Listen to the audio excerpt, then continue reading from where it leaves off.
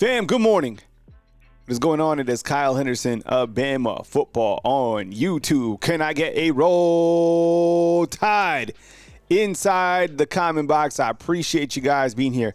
Today is November 25th, 2024.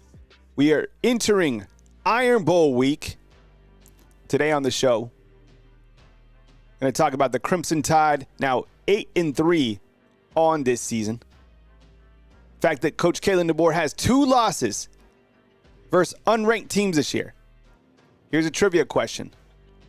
In 120 games, what was Coach Saban's record against unranked opponents?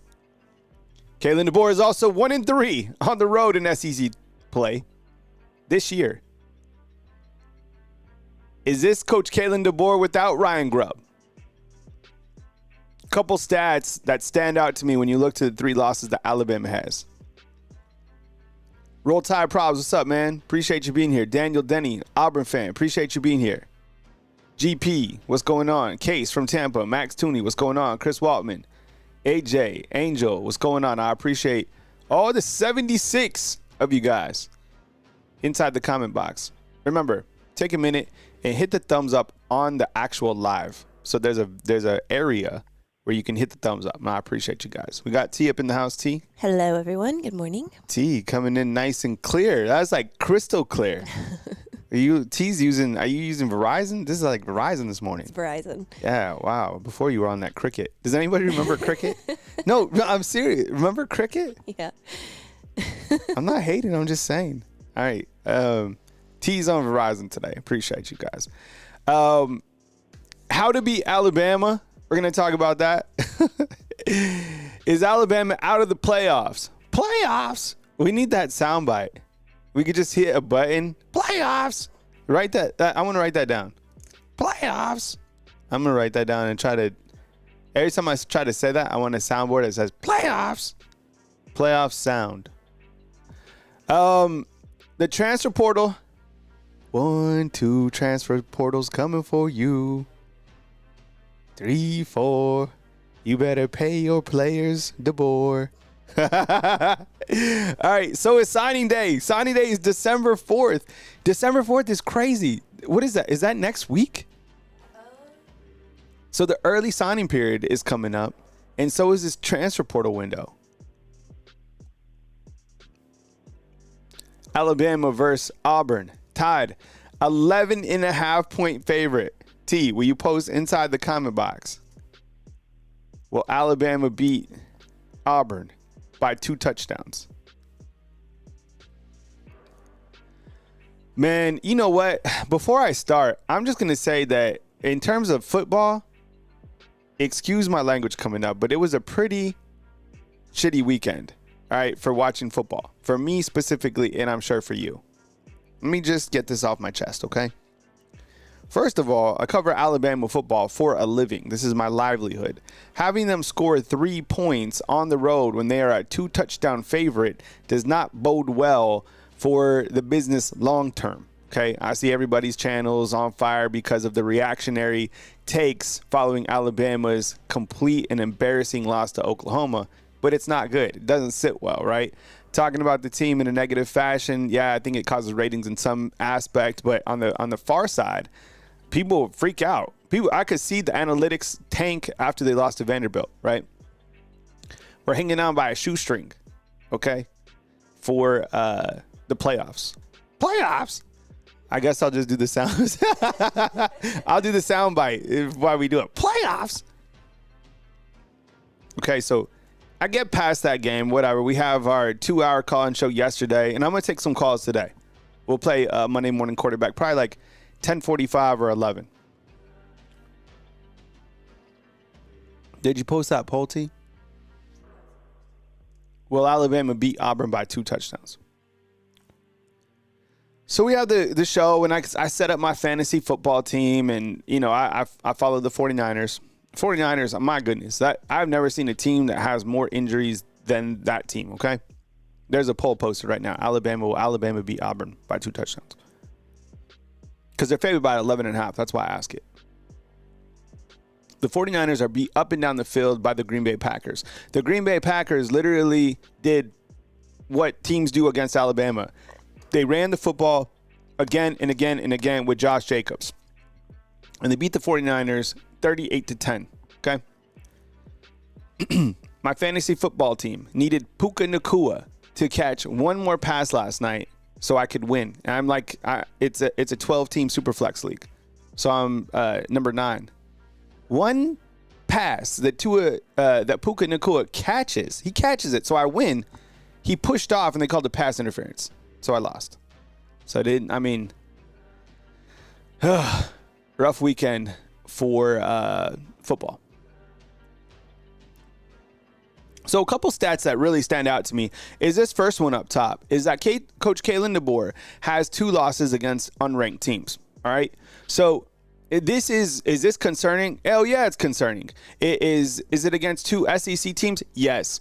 But I think in the fashion and the way that they played in those 2 games is what stands out the most to me, because I think the fact that you went on the road to Vanderbilt and you were out coached and out schemed on the defensive side on the ball in that game. I think Vanderbilt's offense punched above their belt, and they were able to dissect Alabama's defense. I think they completely outcoached Kane Womack in that game, right? I put a lot of the Vanderbilt loss on Vanderbilt having that we want to win, playing with that underdog mentality, kind of that Clubber Lang mentality, and also the fact that they just did whatever they wanted to against Alabama's defense. They broke down Kane Womack's 4-2-5 swarm, and they just did whatever they wanted to. They ran the football 54 times for 166 yards, but they played time of possession, keeping that ball away for 42 minutes, right? Which is crazy, okay? The second loss against Oklahoma, against an unranked team, that one's concerning because it's on all areas of the team. The offense had no production. The defense completely dismantled by Oklahoma. And the saddest part is that Oklahoma was a more physical team than Alabama. I've been following college football for a long time, so have you. I've never looked at Oklahoma as a physical team. I really haven't. I've looked at them kind of as a team that wins 10 games and then kind of sputters out, but I've kind of looked at them as being a soft Big 12 team. Kind of like almost like if Notre Dame was to join the Big 12, I think they're soft. They were not soft on Saturday. That team was able to do whatever they wanted to on each side of the ball against Alabama.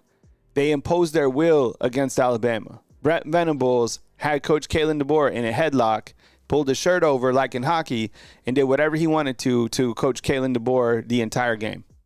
It was sad. So 2 losses against 2 unranked teams is crazy. You know what? Coach Saban had 1 loss. 1 loss against an unranked opponent in 119 games. Look it up. That's the trivia. 1 loss against an unranked team. Coach Kalen DeBoer has 2, and we're not even at the end of the season. This isn't Washington. This isn't South Dakota. This isn't Fresno. This is the SEC. This is the biggest program in college football. Coach Kalen DeBoer is 1-3 in SEC road play. That is clearly concerning. It would be even more worrisome if Alabama was going to Auburn. I never pick against Alabama. If they were going to Auburn right now to play in the barn, I'd probably pick Auburn. Things seems to go a little bit more Alabama's way when they play this game, this Iron Bowl here at Bryant-Denny Stadium. But if the game is on the barn, I think, considering that Coach Saban just admitted that the place was haunted, you got to take Auburn in that game. And I'll tell you why. Last year, okay, against Coach Saban's defensive team, Auburn ran the football for 244 yards. Okay, 244 yards. And I bring this up, and I'm going to talk more about Alabama and Auburn on the back end before I take your guys' calls. But last year, in that game, where Alabama had to throw a 4th and 31 to beat a Hugh Freeze coach team, Auburn ran the football 42 times for 244 yards. Okay, let me say that again. 42 times for 244 yards.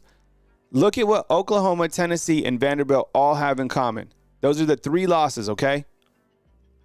Oklahoma ran the ball 50 times for 257. Tennessee ran the ball 43 for 214.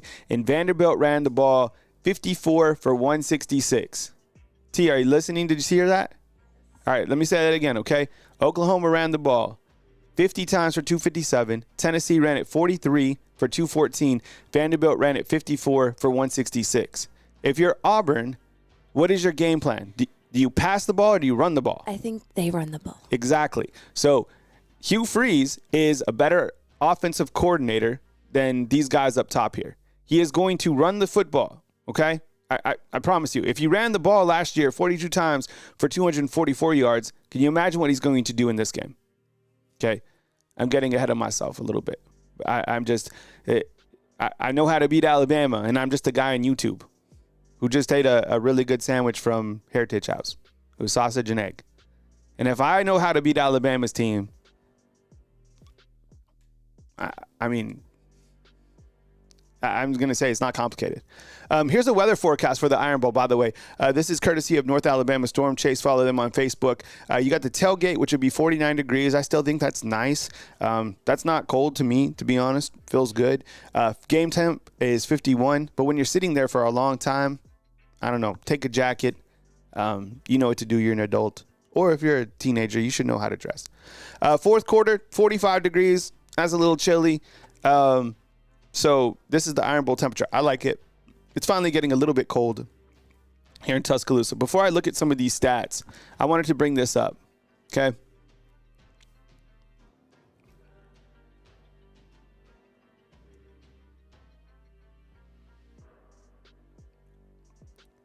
This is interesting to me.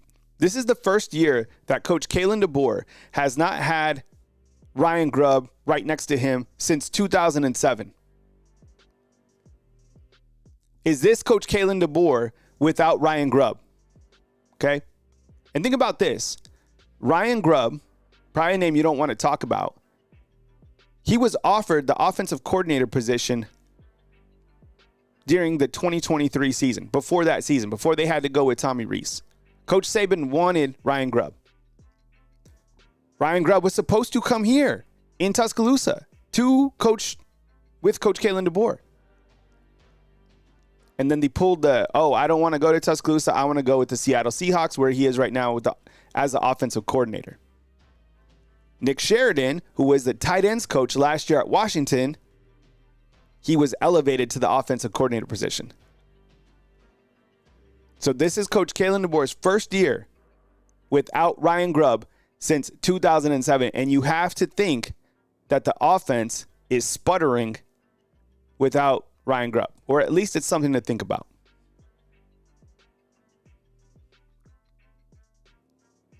Do you agree, inside the comment box, yes or no, that Ryan Grubb not being with Coach Kalen DeBoer has impacted the overall offense? Or do you think that it's just because of lack of players or on Jalen Milroe? And don't worry, we're going to talk about Jalen Milroe now.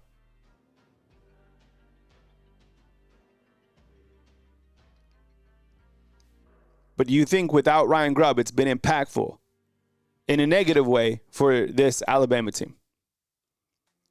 Kyle Henderson, Bama Football on YouTube. I appreciate you guys being here.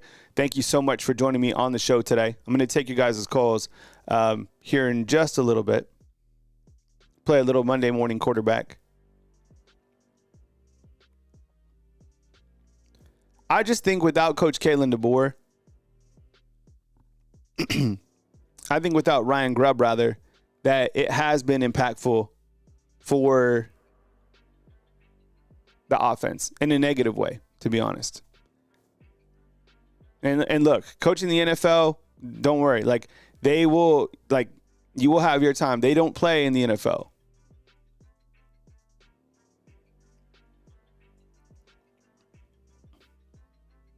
$2:44 on. I appreciate you guys being here.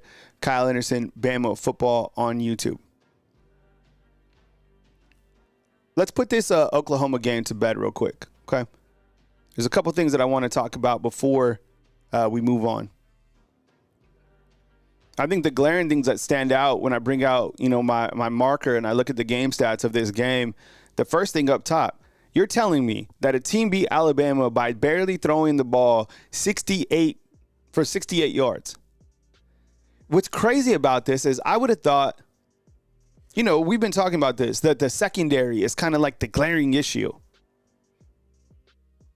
I know Bray Hubbard has stepped up, but you still have a freshman out at corner, right? You've been beaten so many times over top. Oklahoma was like, nah, we don't want to beat you over the top. We're just going to run right down the middle. We're going to run with our quarterback. 25 times for 131 yards, and our running back is going to run 18 times for 107, and a total of 50 rushes for 257 yards. That's the recipe. They don't even pass. They didn't even throw for 100 yards.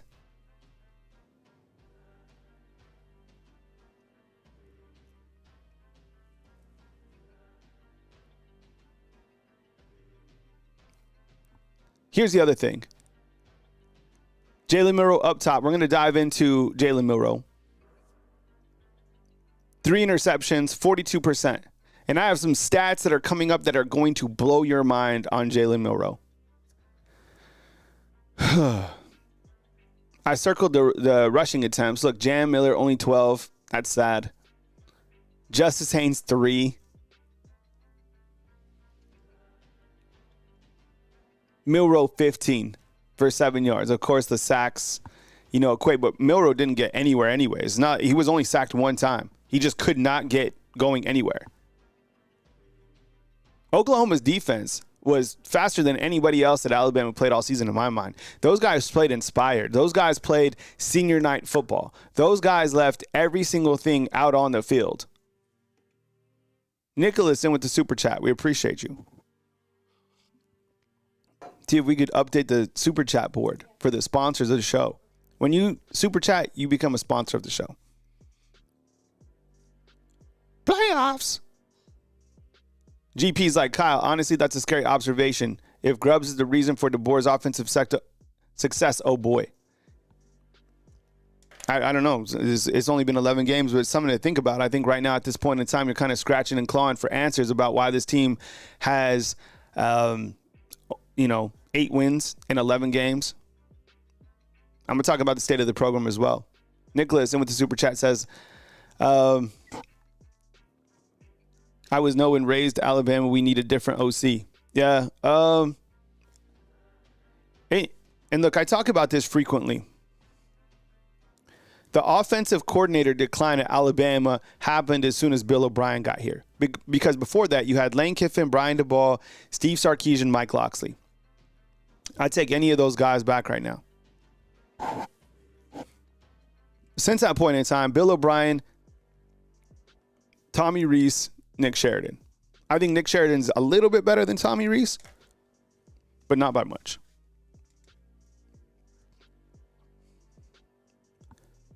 This is another sad thing when you look to Alabama offense. Look, I know exactly what they're going to do every single game. Either going to run with Jalen Milroe or he's going to throw it 8 times to either Ryan Williams or to Jeremy Bernard. CJ Dupree, I don't know what happened to him. He can't catch anymore, I guess. He had, 2 or 3 drops? Josh Cuevas. See, but that's the thing, is I think as a coach, you have to put the players who are performing the best. Or if the players aren't performing, it's your responsibility to either have that player play through a slump like Coach Kalen DeBoer already allowed Jalen Milroe to do. And I think he came out of it a little bit. I'm going to show you Milroe's stats, and I have some mind-blowing stats I'm about to show you. I don't think anybody has talked about what I'm about to show you here in a second.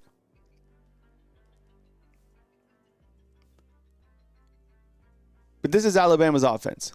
Run with Jalen Milroe, throw to Ryan Williams, or throw to Jeremy Bernard, and maybe a jet sweep to Kendrick Law. I don't even think he plays. And then run the ball twice to Jam Miller, who will get 16 yards and 2 carries and then go away from him.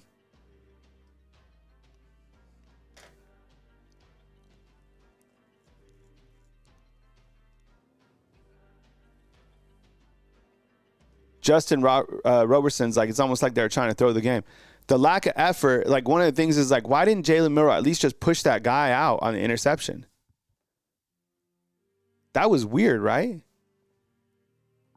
He ran over there and then kind of just like dove into the ground. Jalen Milroe's 235 pounds. Nobody wants to get hit by him. That was weird. All right, stay with me. These stats right here. Viewer discretion advised when I'm talking about the upcoming stats for Jalen Milroe. Okay? This is concerning. Against SEC play since October 5th. You ready for this? I don't think anybody has talked about what I'm about to show you. Since October 5th against SEC play, so subtract the Mercer game. These are Jalen Milroe's stats. He has 3 touchdowns, okay, 3 passing touchdowns. 1 versus Vandy, 1 versus South Carolina, 1 versus Tennessee. His last touchdown against SEC play dates back to October 19th, okay? In that same time frame, since October 5th, which is the Vanderbilt game, again, that's what I'm using as a data point. He has thrown 8 interceptions.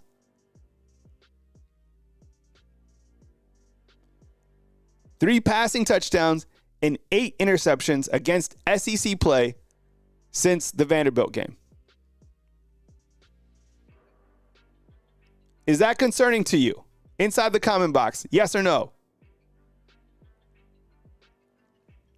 Since October 5th, 3 passing touchdowns, last against Tennessee, 8 in SEC play, 8 interceptions, 3 versus Oklahoma. 12 times he's been sacked, just once against Oklahoma. 77 rushing attempts for 300 yards and 8 touchdowns, and just a completion percentage of 61%. Again, just against SEC play since their first loss of the season. Mind-blowing stats.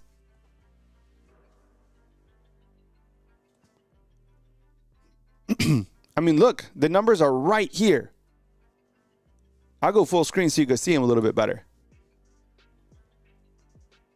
Man, that I don't think anybody has talked about it.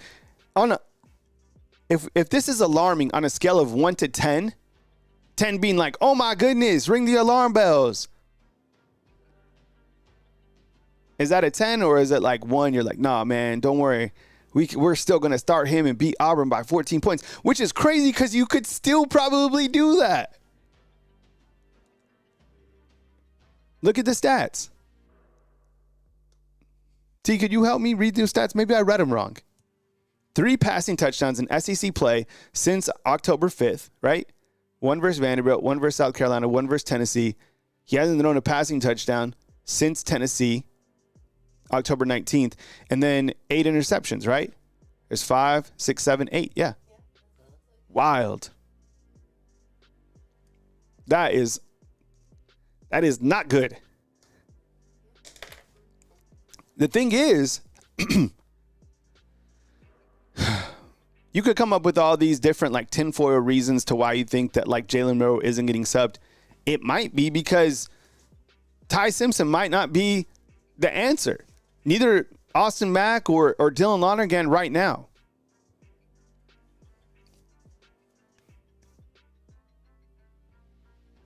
So I don't know. Maybe Alabama has a quarterback problem. Again, that's like that's a hypothetical. We have no idea if they do or not.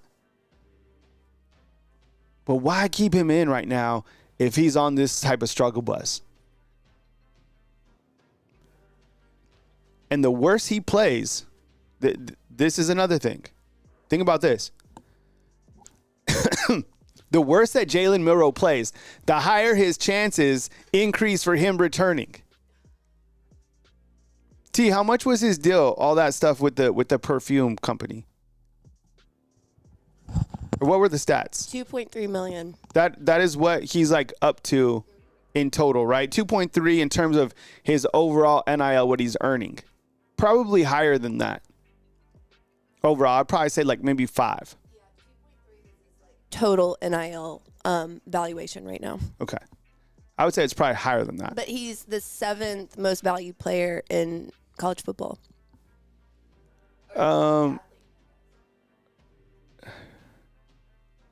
Could you read out Josh's comment inside the comment box, T? Josh Miller. No, I can't find it. Oh, wait. Sorry. Kyle, have you heard the Lank equity quid pro quo rumor between Milroe and DeBoer? Do you believe it? No, I haven't heard that. But I haven't heard that. Maybe just put a little bit of context in there. I haven't heard that type of rumor. But what I would imagine is, what is the university thinking? Because they went all in with Lank. I mean, they made a university. They literally, if you go to the student store, you could buy like Lank merchandise, which goes directly to the players, but specifically to Jalen Milroe and to Terrion Arnold, right? It was an NIL deal to pay for Jalen Milroe. You got to think that Jalen Milroe, the worse that he plays, the more he thinks about coming back because he's already getting paid here. The problem is, if Jalen Milroe comes back, I think you see a mass exodus of players that leaves. The other thing is, if Jalen Milroe does come back, you still win a volume of games because of the type of athlete that he is. But right now, if you ask any other Alabama football fan out there, I think they're like, yeah, we like him, we support him, but it's time for him to move on, right? I mean, they have to say that. Yeah, I know. Yeah. And they can't put anyone else in, and they won't. He will not put in another quarterback, and it has cost him, and it could cost him the playoffs. Anyways, those are just some stats that I came up with. I mean, I didn't make up any of these stats. You can look up all these stats yourself. I thought it was interesting when you see that he's just thrown 3 passing touchdowns, the last versus Tennessee, and this is all against SEC play from October 5th. Wild.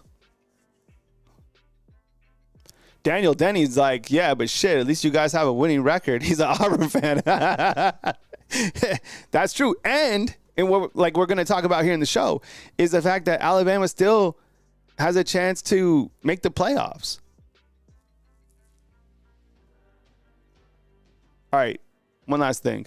How to beat Alabama. It's pretty easy. Stop Jalen Milroe and run the football.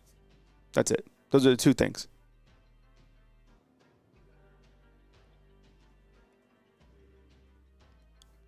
Lance is saying, one YouTube guy says leaders will reveal if Milroe is benched. Milroe is higher than DeBoer on the rod. Like he runs the show. It is him. And if you look into it, like, even think about this. Kobe Prentice went on AL.com's Instagram channel. You see this Instagram page? And was like, nobody plays with their heart out more than Jalen Milroe. Look, that is a teammate. Kobe Prentice is amazing, but Kobe Prentice, man, you got 1 pass. That's it. You don't even play here.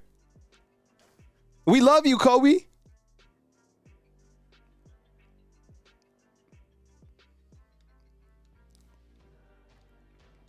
Nicholas is asking if Alabama used their running backs.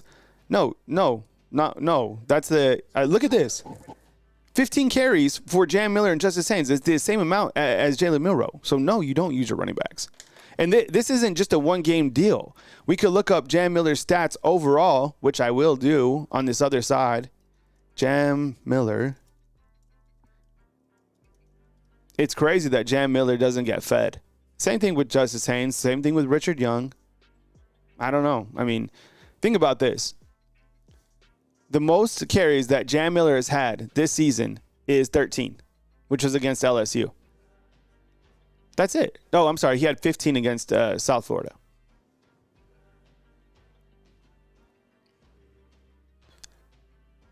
Alabama might be needing to run this year Tennessee's offense. Josh posted details above. All right, I'll have T looking at while I'm rolling on the show. Appreciate it, Josh.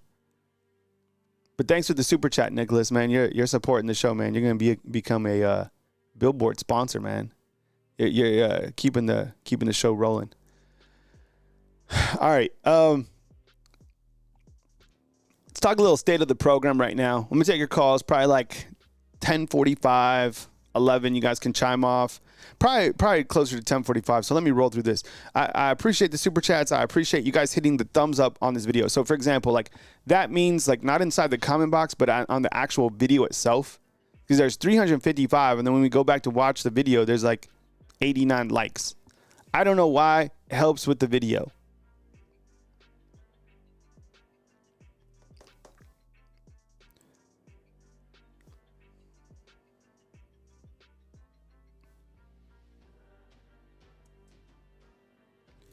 State of the program right now for the Alabama Crimson Tide. This is a 3-loss team. A 3-loss team. And they still have one more regular season game to play. Scary. This is a bubble playoff team. That is scary. Before the Oklahoma game, their percentages to make the college football playoffs were above 80%. They were favored to go into the SEC championship game. That is no longer the case. This team is no longer feared. I was going to string together some press conferences from opposing coaches.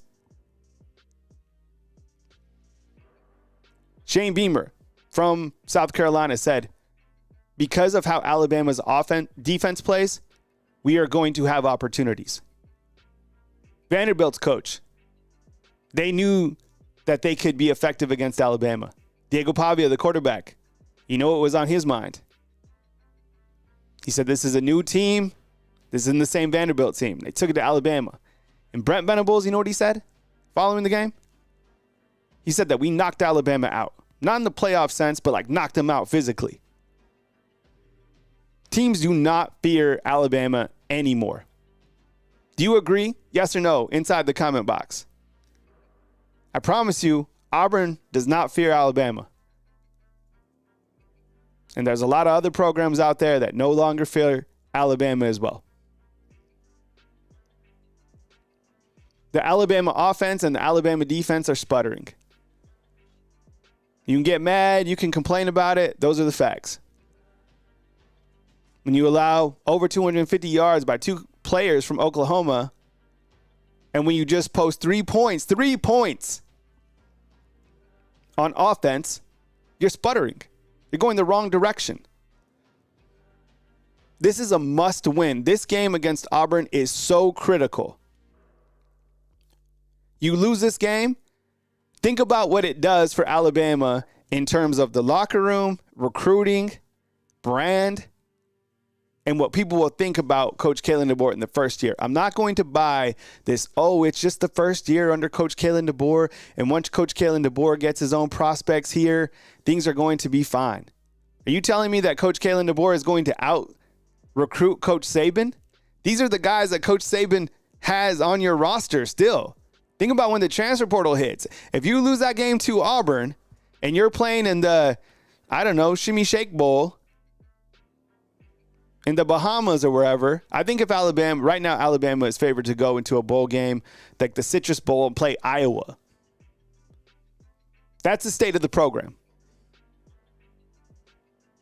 All of these things are concerning. That's why it is a must win against the Auburn Tigers.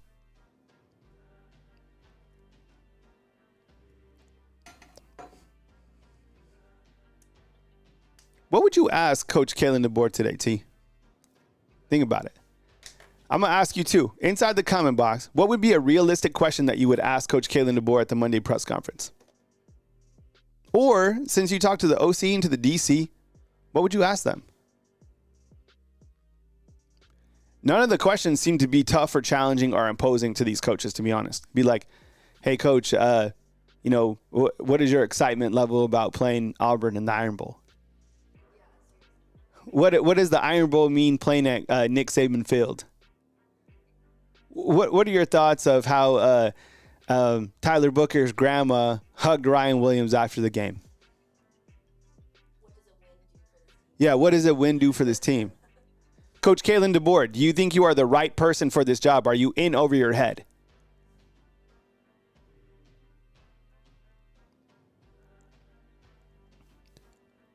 Coach DeBoer, are you concerned with the fact that Jalen Milroe has thrown just 3 touchdowns since October 5th and 8 interceptions? In order to put someone else in, like, what does Milroe have to do? Nothing. Yeah, it seems like he can get away with murder. Coach Kalen DeBoer, has the play of Jalen Milroe impacted the wins and losses on this team, specifically the losses? They were no questions like that are answered, censored. I don't think there's barely tough questions. Kane Womack, have you figured out how to stop the shovel pass? Kane Womack, do you think that Hugh Freeze will do exactly what Vanderbilt and Oklahoma did?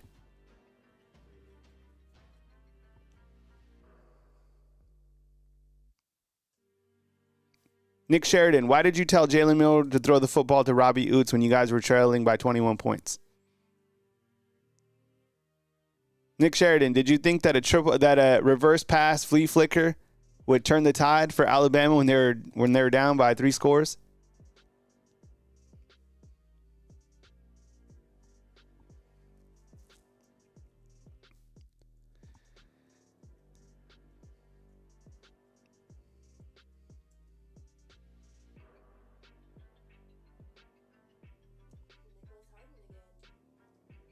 Nicholas Hardman in with the super chat. You can go ahead and read it out to you. He was just saying you're exactly right, Kyle.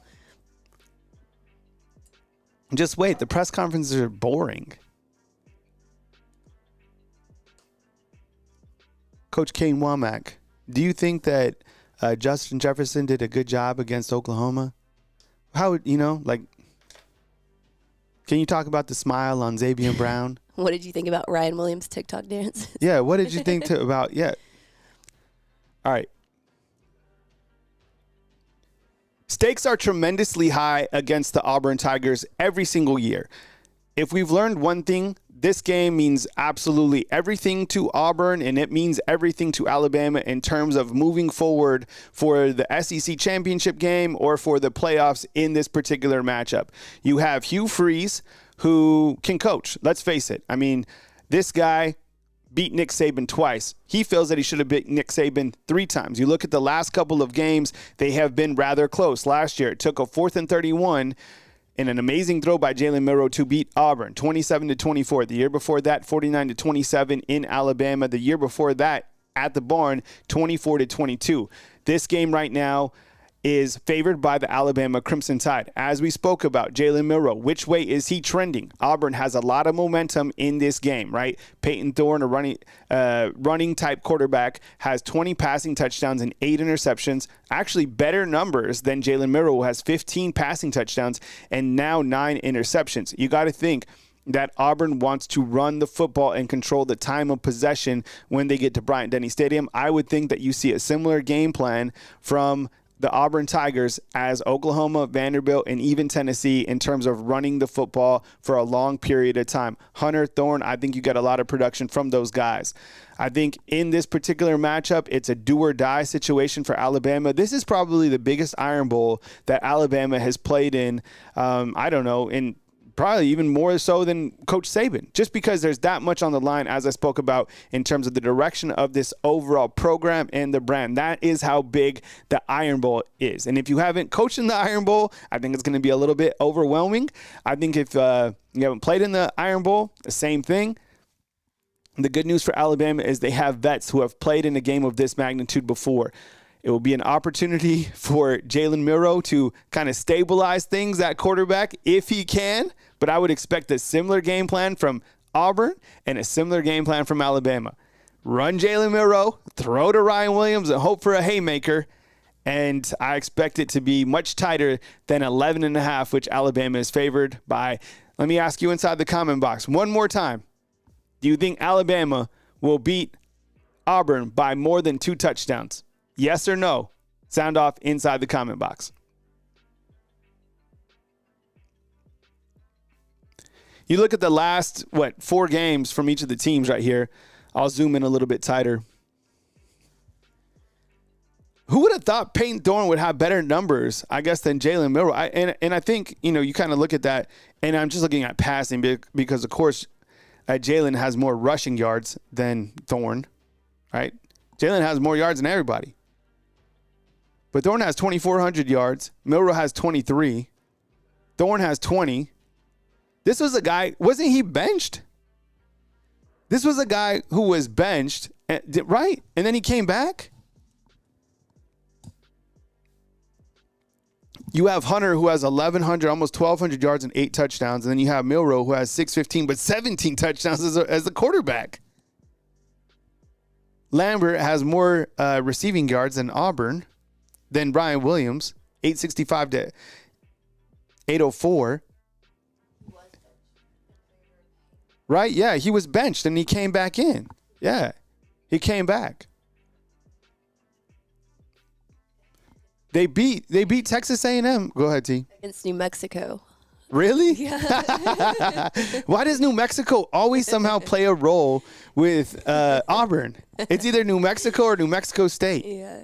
Man, that was the best win ever for my beloved New Mexico State Aggies. Program history.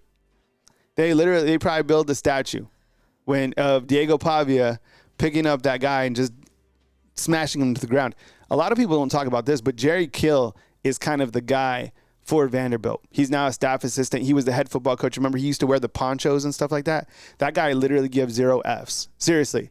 Jerry Kill is like living life how you're supposed to be living life.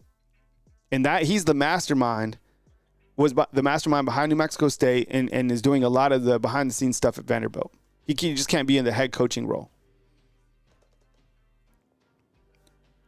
Auburn's now won 2 games in a row. It takes Auburn, actually, they've won their last 3 out of 4. They beat Kentucky. You know what? It takes this team, Auburn, I don't know why. It takes them about 8 or 9 games to get things going. And they're ready by Alabama. It is the weirdest thing. All right, you can read that out, T. This is Josh Miller.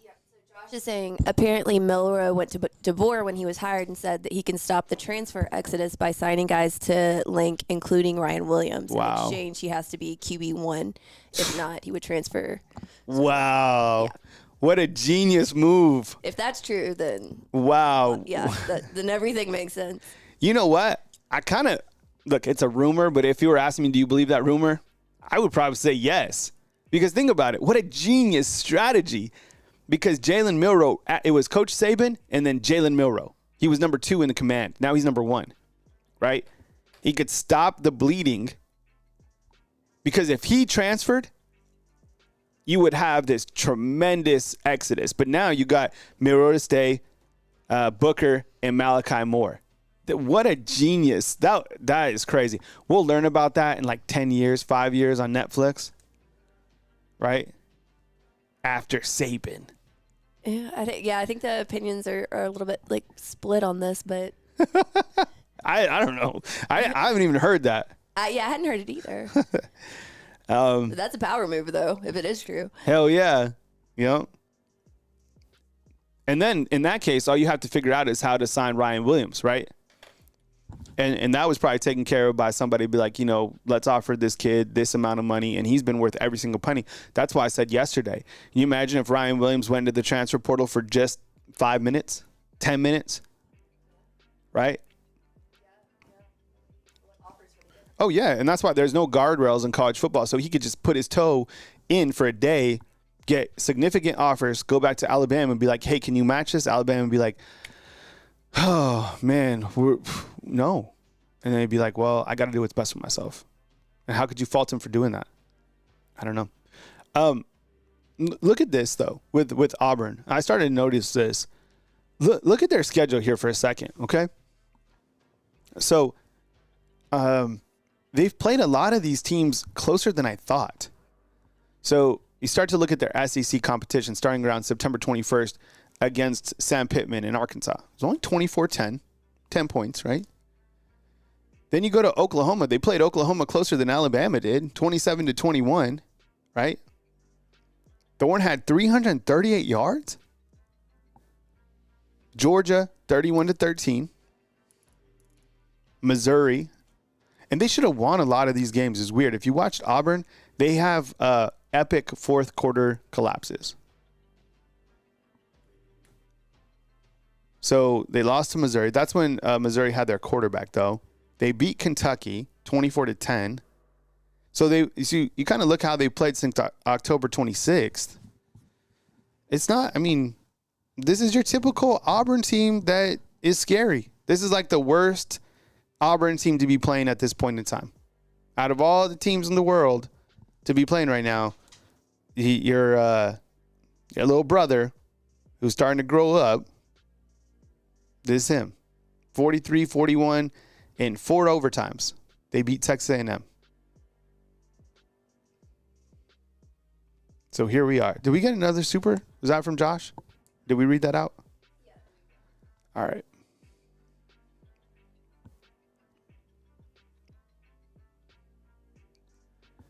Playoffs. All right, let me look at this one more time.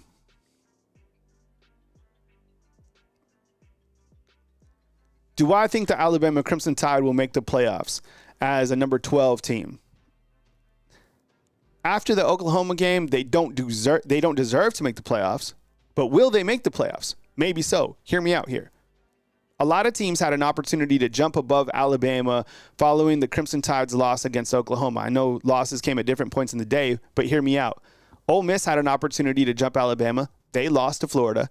BYU had an opportunity to continue to get into the Big 12 championship game. They lost. Texas A&M, they had an opportunity to get back in the mix as well. They lost to Auburn, also on the road. Colorado, they had an opportunity to get back in the fold as well. They also lost, right? You have Army. They were undefeated. They lost. You get my point? So I think what's going to come down to is that 12 spot. And in my opinion, you're more than likely going to have an ACC runner-up, maybe a SMU, maybe a Miami, whoever wins that game. I think Miami has to beat Syracuse to get into the ACC championship game against SMU. Okay? You also have Clemson. Now, if Miami loses to Syracuse, then it's Clemson versus SMU. I think what's going to happen is you're probably going to have the ACC runner-up or Alabama, should they beat Auburn. Okay? If they beat Auburn, they're going to be, a team that says they want to get in the playoffs, and, you could look at their schedule of strength. I don't know. Do you think Alabama gets into the playoffs right now, if you had to decide? Yes or no inside the comment box. Should they beat Auburn? Let's start there.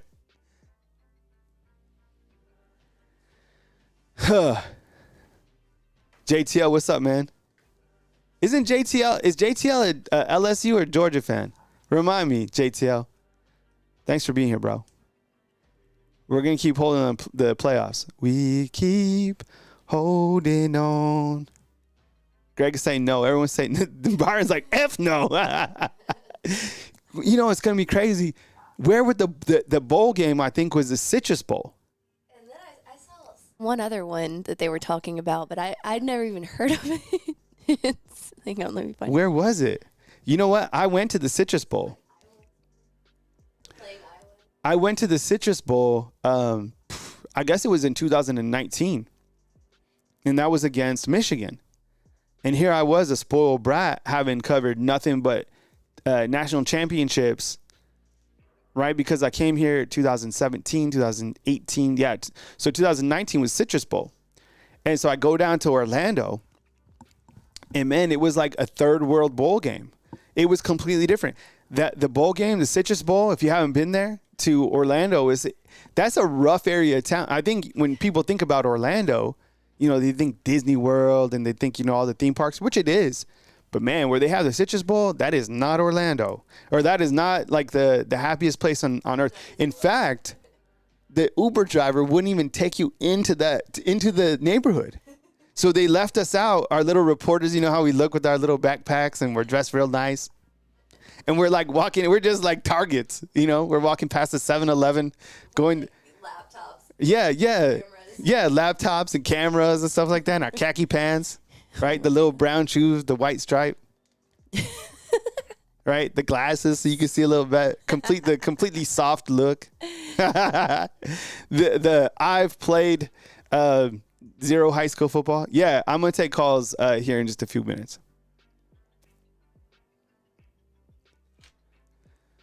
Man,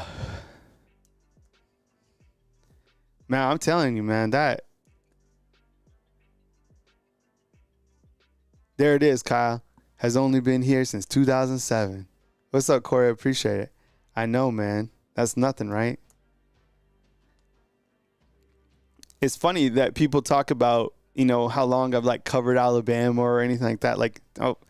Even if you covered the team this year, you could tell there's a completely different team than Coach Saban. I could write a book on all the things that I saw here at Alabama. Think about this. When I first got here, it was the end of 2016. So I saw kind of the metamorphosis of Alabama's offense change, right? Lane Kiffin to coach Brian DeBoer.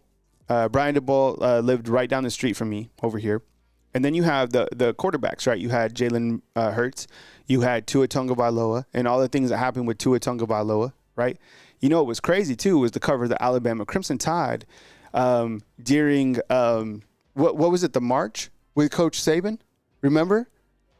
When they had it was like June 19th, right? Yeah, the Juneteenth thing. Yeah, Juneteenth. And when Coach Saban walked with his team, that was that was an incredible moment. And then you had COVID, right? Covered the team during COVID and that's when everything went to Zoom, right? Then you had the season of Mac Jones, that COVID year with Najee and that incredible team. I still think that that's probably the best team that no one ever got to see play because of the COVID year. Fans couldn't even go in. That was crazy. After that, you had Bryce Young come in, right? And Bryce Young, what he was able to do, right? Number one pick overall, first ever Alabama, Will Anderson. And now you got to cover Coach Saban's retirement, right? And you got to cover the first year of Coach Kalen DeBoer. Man, like that's a lot of volume of things that have happened in that short amount of time. Crazy. Yeah, the BL. Yeah, that march was. Mm-hmm. Coach Saban taking. Yeah, they had Coach Saban went and he was at the podium with his team, and the team was marching down. I'll never forget that scene. It was crazy. Jarvis is saying Coach DeBoer doesn't really have a personality. Not at all. He has zero personality.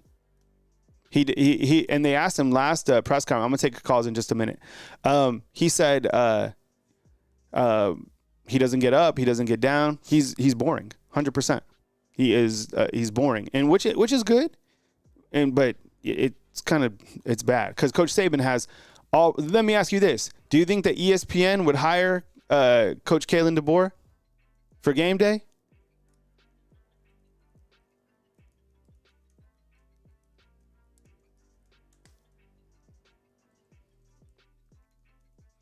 Yeah, and Carlos is right because when I do talk to my friends who are my age, right, and they saw the rough years of Alabama. Oh yeah, I went. It was bad. Like this is nothing compared to what it was, right? No, I mean I've been here since I was in second grade, and it is, but a Bama fan my whole life. Grew up in Alabama, so yeah, I've seen it all. That must have been, we wouldn't be having the YouTube channel during that point in time. Yep. All right. Okay. Alabama's always had a really strong fan base, but it wasn't like the Saban years, that's for sure. But what the thing is, too, is what I'm starting to see, too, over the course. The phone line is open, by the way. We already have some calls lined up. 256-937-256. You're up next. At 11:30, you got Nick Sheridan, Kane Womack, Coach Kalen DeBoer up at the podium. But you know what's interesting, though, is since I've been here, too, I've also seen a transformation of the basketball program. Because I got here right when Avery Johnson was the head coach. And to see what Nate Oates is doing, it's unbelievable. By the way, Crimson Tide in action Tuesday night against Houston, which would be a marquee game. They're up in Las Vegas, Nevada. So, basketball is Alabama basketball school now? Yeah, and a football school. But, yeah, basketball is it here, and I think they are a true title contender, 100%. And you know who I miss is Cecil Hurt, right? You look to how he covered the team and kind of the relationship that he had with Coach Saban. And Cecil Hurt was a tremendous reporter, but he was very unique in his style, right? He was another person that didn't really give zero Fs. Like, he just came with it. He asked good questions. Coach Saban had a lot of respect for him. And I'll never forget this about about Cecil Hurt is when I moved here, I looked on his Twitter account, X account, right? And he had 104,000 followers on Twitter. And he'd always post funny stuff about his cat. But the thing about it, you know what he said, T? What? Covering Alabama athletics since 1984. Wow. 1984. And I saw him and Coach Saban go at it a couple times, like in a respectful way. But he had Coach Saban's right respect. And, so God rest his soul. and one of the great ones. And you know what? Alabama did it right. They have a plaque of him inside the football media area. So when you go up into the press box, they have a plaque of Cecil, rightfully so. All right, let's take some calls. Let's play a little Monday morning quarterback. We have until 11:30, and then we'll break out and we'll go to the press conferences. So we will go to 256. You're up first. Hey, welcome on in. You're on the line with Kyle Henderson. Who am I on the line with, and where are you calling in from? Bama Prowse calling in from Huntsville. Hey, what's up, Bama Prowse? I appreciate you enjoying the break, man. Welcome on the show following Alabama's loss to Oklahoma, man. Come with it. Go ahead. So, since Milroe, he has, at times he struggled in a couple of games, Do you think there's a chance that Milroe comes back for his senior year and maybe Ty Simpson or Austin Mack transfers, or maybe like Keelan Russell, maybe he flips, or, do you think there's a chance Milroe comes back for one more year at Alabama? Yeah, I think that, I like I said earlier in the show, the worse that Milroe plays, the more likely his chances are to come back next year. I think you still win a volume of games with Milroe as the quarterback, as he's always done, but you don't win a national championship, and you have a mass exodus of players that, while they're excited about the leadership and the type of player that he is, they probably bounce out because they know what's going to happen next year. I would imagine Jeremy Bernard probably comes back, Ryan Williams comes back, but does Jan Miller? Does Justice Haynes? Those are guys that need to get fed. If you had to ask me right now, Kyle, which players are going to go into the transfer portal? I would say Kendrick Law. I would say Kobe Prentice. I would say probably Caleb Odom. I would say, they probably lose a couple more guys recruiting. I think on the defensive side, I don't know. I haven't really thought about it. But I think the worse he plays during the back end of the stretch, because think about it right now. And I'll be curious to see Mel Kiper's updated quarterback board. If he drops, he might not. The thing that'll save Milroe, too, is the NFL Combine. So who knows? But he doesn't. Think about this, though, Bama Pros. He doesn't have to announce his decision until January. And the transfer window is coming up, right? So that could be very interesting. And this is another thing to watch. Okay, I was thinking about this earlier. This coming Saturday is senior day, okay? I've seen this before. If Jalen Milroe comes out with his family, don't buy into anything in terms of him really leaving or him coming back, because Will Reichard, guess how many senior days Will Reichard had? 2. Look it up. Will Reichard came out with his family for senior day. They honored him. He left. And he came back and had another senior day. Never seen anything like it. Now, Jalen Milroe is not a senior. He's graduated. He's a redshirt junior. So actually, he is a senior. So they could honor him. So don't think if he comes for senior day, that means anything. What else you got, man? Let's see. So I saw you asked your question earlier on a YouTube community post, and that was, what would you tell Coach DeBoer right now? And what I would tell Coach DeBoer or ask him is, when are you going to start utilizing your starters? Alabama studs all over the field. There's no question about it. But Justin Haynes, Jan Miller, Kennard Law. Kennard Law just blocks for Jalen Miller when he runs the ball. Jan Miller and Justin Haynes are way too good to not get fed. It's like, I've said this in the past, Milroe's our running back. And then Caleb Odom. Nick Sheridan was the tight end coach before he was the offensive coordinator. And I know Caleb Odom is a receiver, but at high school he's a tight end. So why doesn't Nick Sheridan utilize Caleb Odom in this Alabama offense, okay?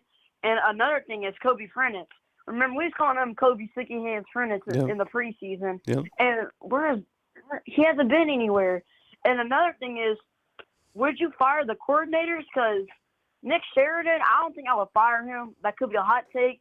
I just think Jalen Milroe doesn't fit in the Nick Sheridan offense. But I think someone like Austin Mack or Ty Simpson fits really well in the Kalen DeBoer scheme. Yeah. And I just think Milroe, Alabama, Kalen DeBoer's scheme isn't running the ball. It's a quarterback zones in this. Mm-hmm. But they had to add it in there until they got Milroe. And Ty Simpson, we've seen him play a little bit. He got moved too, but he ain't mobile as Milroe. I don't even think no one else really is. But Same with Kane Womack. Do you want Kane Womack gone? Personally, I don't want him gone.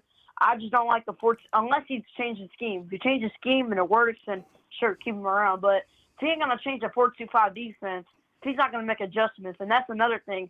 You notice the Alabama team, the Vanderbilt game, halftime, made no adjustments on defense. South Carolina made no adjustments. Lucky to win that game. Tennessee, yeah, we were up at halftime, and it was 7-0, but we still made no adjustments, really. And Oklahoma, literally no adjustments. And Alabama's scheme against Oklahoma Saturday night was horrible. When Alabama was running the ball, trying to control the game down 21, and then when Alabama needed a pass, that's when Oklahoma knew, okay, now Alabama's going to start passing, so we need to switch to that.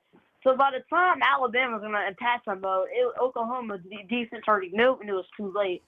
And, Oklahoma's defense did a great job they didn't contain Milroe. They literally stopped him. And, not just the whole Alabama offense. I've never seen Alabama score just 3 points in a full game.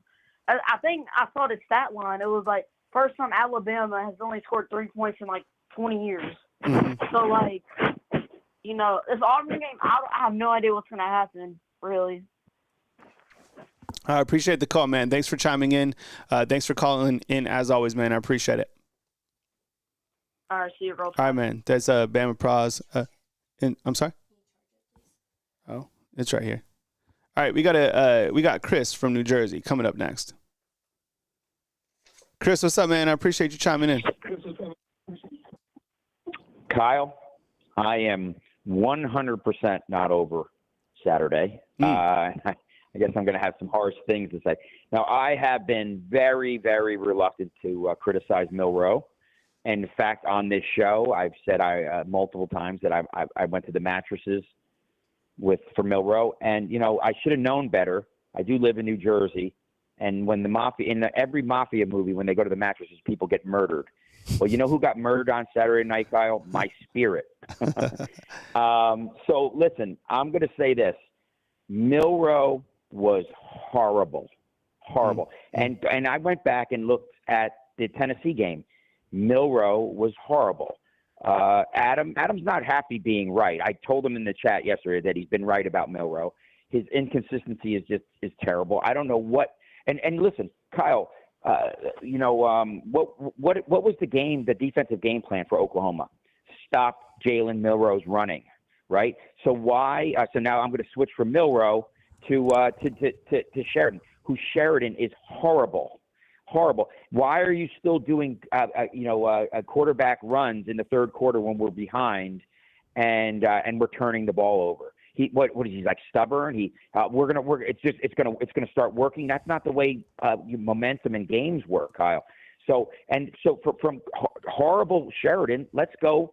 And I said this, and I typed this to you in the chat, I think yesterday when I was bouncing off the walls up here, was where is this DeBoer offensive genius, game planning? Because we haven't seen it. We saw it, maybe a little bit in the first half against Georgia, against teams that can't stop Milroe from running. But where is this? And was Grubb the genius behind DeBoer the whole time? And when he walked out the door, so did our offensive genius. I mean, I am like beside myself. I mean, that Oklahoma is not a good football team. I don't know if you wrote it or whatever. It was a can of whoop ass, Kyle. Mm-hmm. So, this is the first time I'm like, we blamed DeBoer and Sheridan in the past, but at some point, Milroe, what about these guys? They hand them like an iPad on the sideline. Hey, they're stacking up the box. I'm not getting any yards with these quarterback runs. Let's spread them out. Let's throw the ball. I know there were some drops, but what about using the tight ends? After the one drop, then we stop going to the tight ends.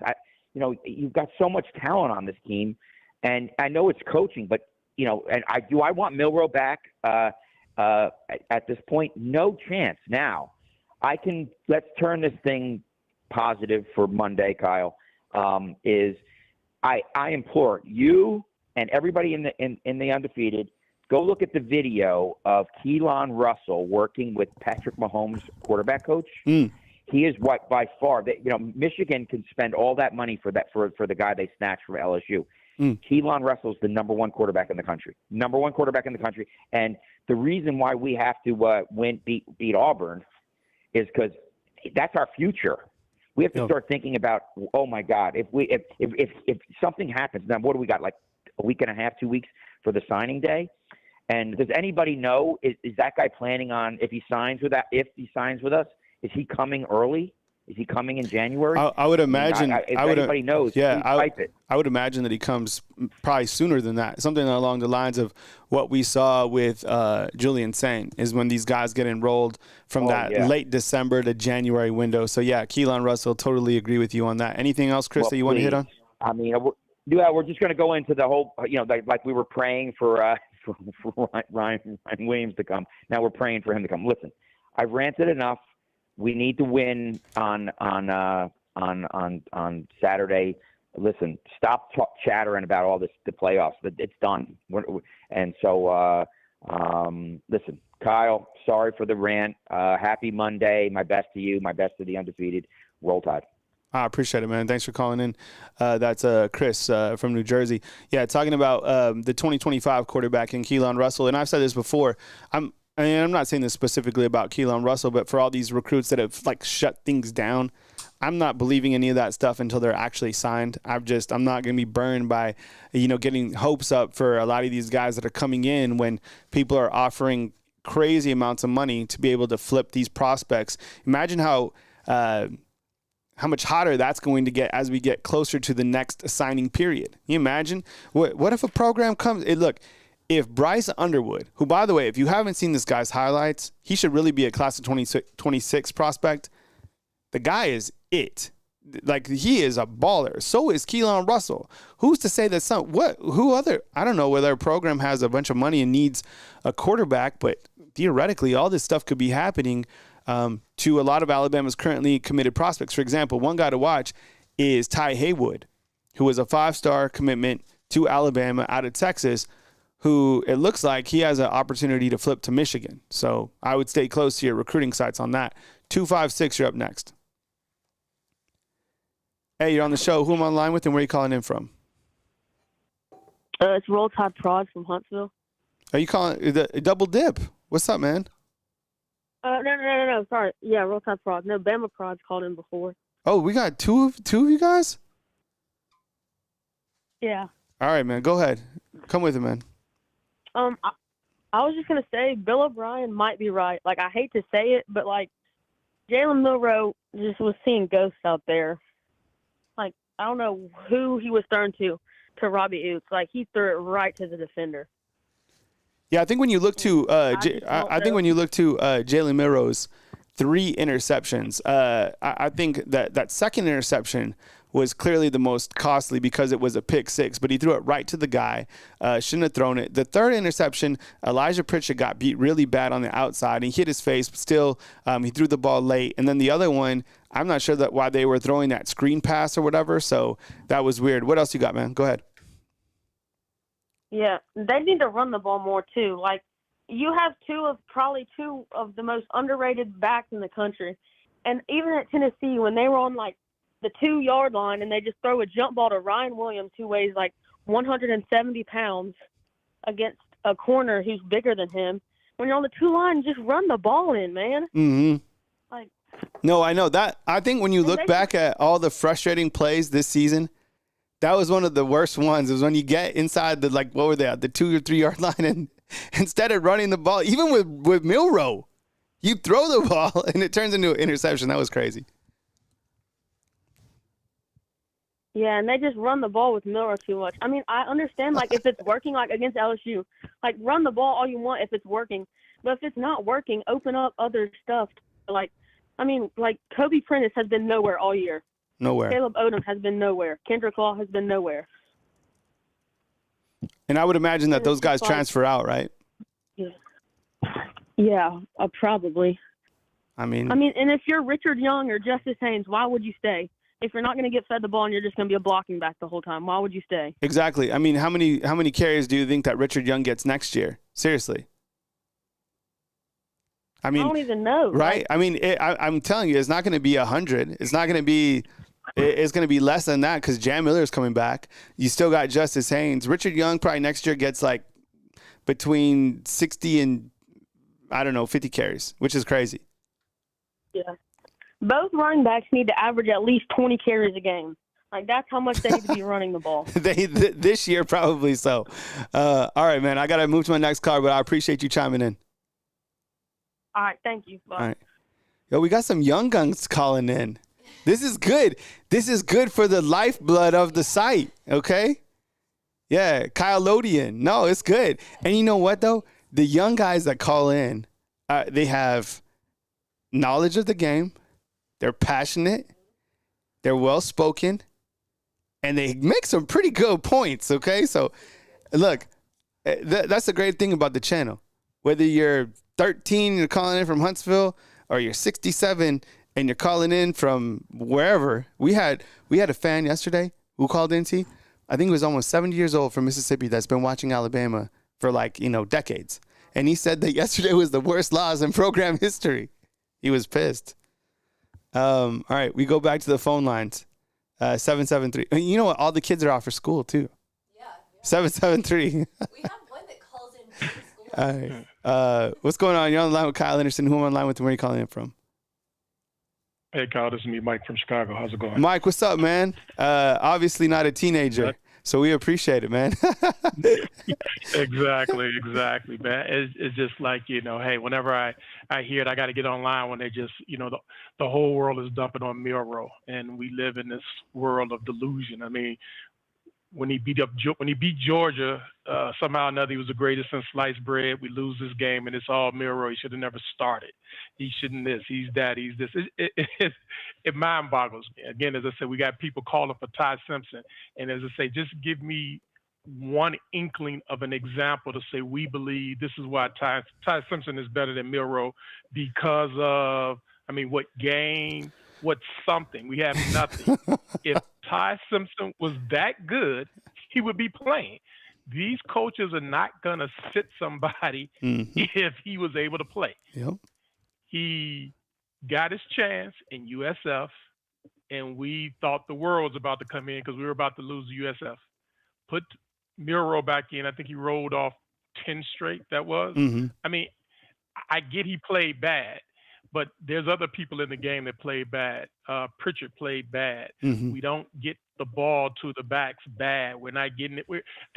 There's a conglomeration of a whole bunch of stuff, but to say somehow or another, if we remove the quarterback and put a new quarterback in there, somehow or another, everything changes and we're 11-0 right now. That's the thing that just mind boggles me. It just and I think Mike, to compound on that is and look, Milroe 100% has his shortcomings and is responsible for the stats that he's put on the screen. 3 passing touchdowns, 8 interceptions since October 5th. But to your point, put Ty Simpson in with Elijah Pritchett. I don't even know if he's able to survive some of the hits that he takes, right? Put him in with Geno Vandermark at right guard or, Jaden Roberts, who's been a little bit banged up. Put in Austin Mack or Dylan Lonergan. The offensive line is still the offensive line, but the decision-making ability and the play calling, that's also something as well. But, yeah, I agree. Like, great points on that. What else you got, Mike? Again, as I said, I talked about this last night. You look at some of the quarterbacks who we loved, and we look at you look around college, college football period. The offensive coordinator. Again, we talked about Sark. Sark was one of the. Do you think Quinn Ewers, if he was sitting in this offense with that offensive line, he would look like he's looking now?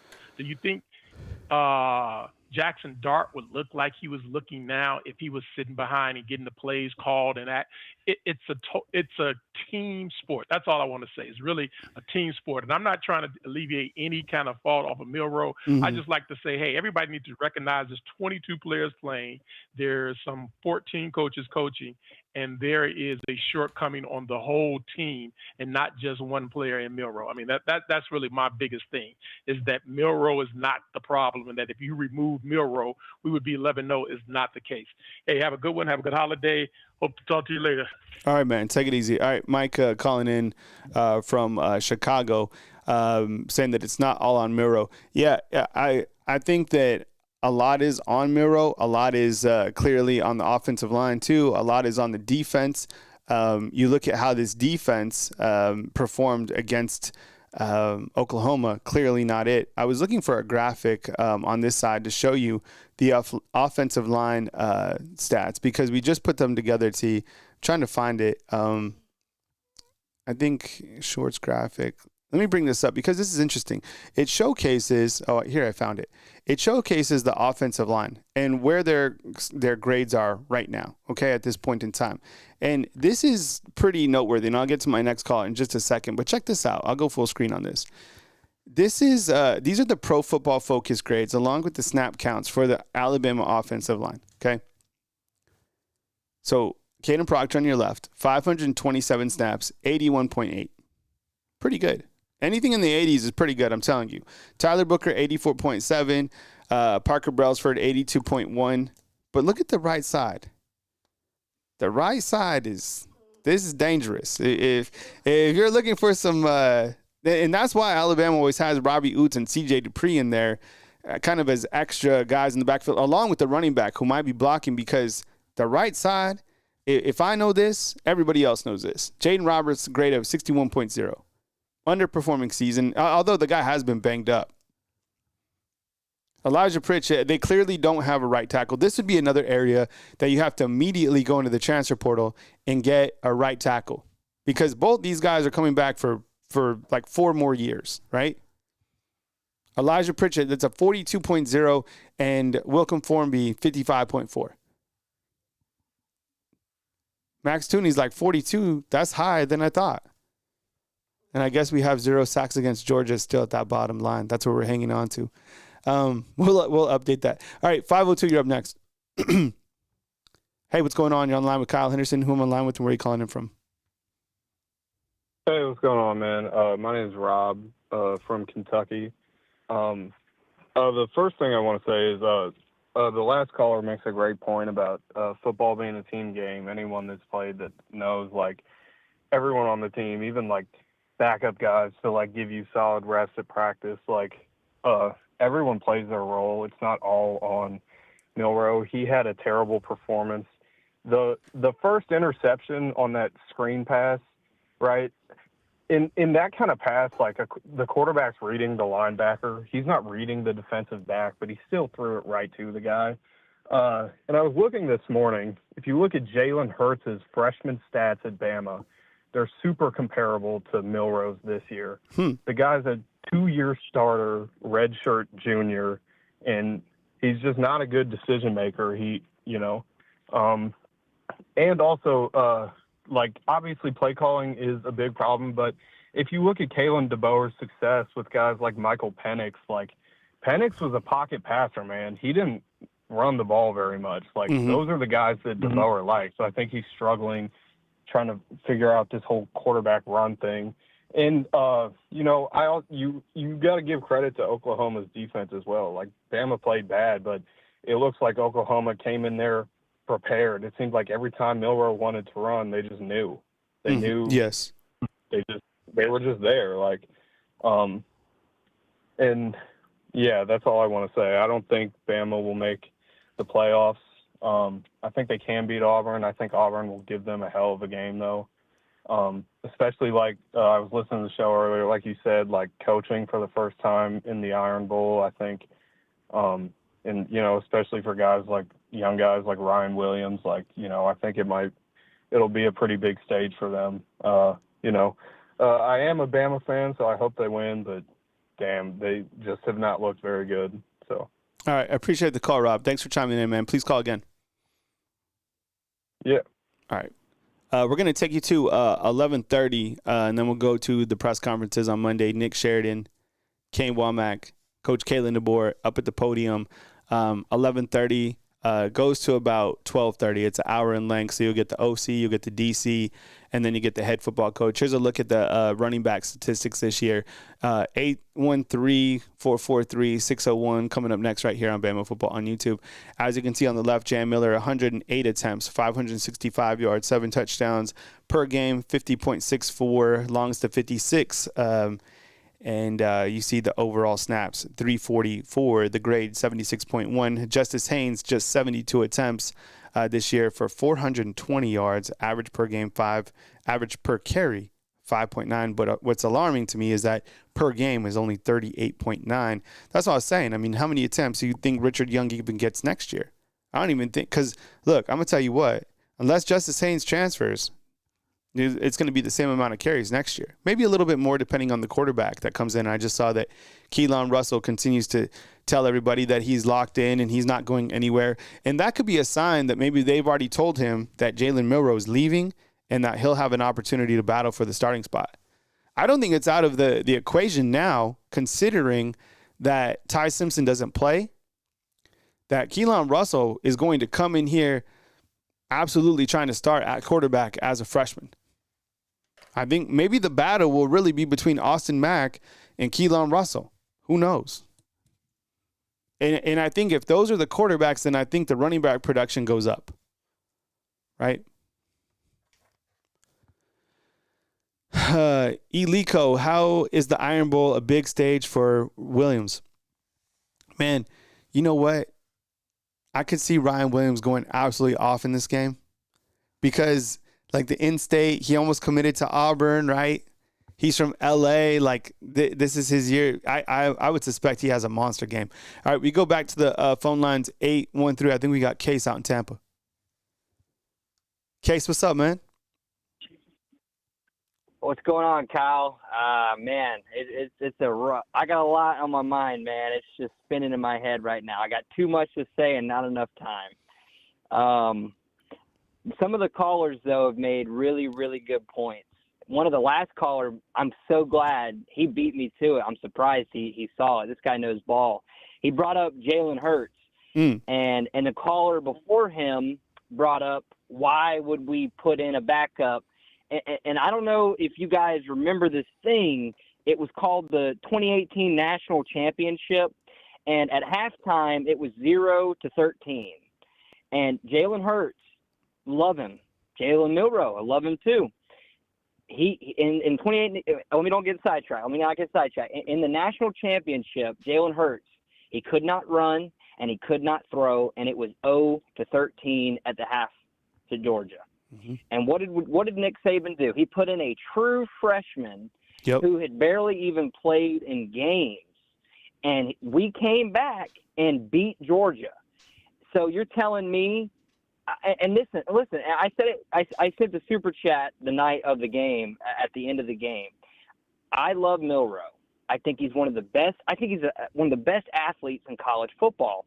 But when he gets in his head, he starts seeing ghosts, man, just like that one kid said. And even if you took Jalen Milroe out for one series and you put Ty in, I think it gets people back on track.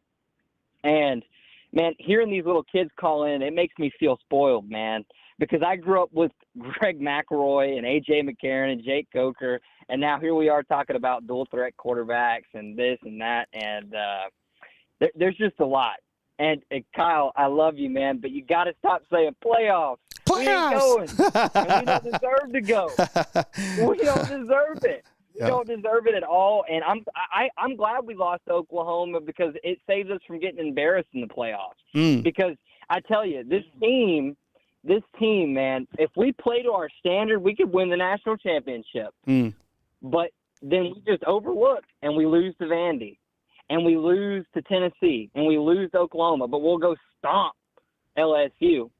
You know, it's this team is wishy-washy. They're bipolar. Yes. I think you can give a head coach time, but I tell you what, we were duped when it came to defense, man.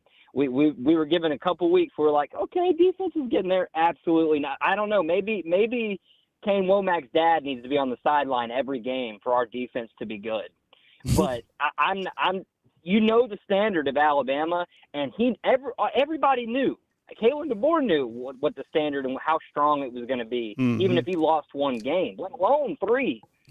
So if I was the athletic director, and I know I'm not, but I know a lot of people feel this way. I'm giving Kalen DeBoer time to develop as a head coach in the SEC, see how he does in the Iron Bowl.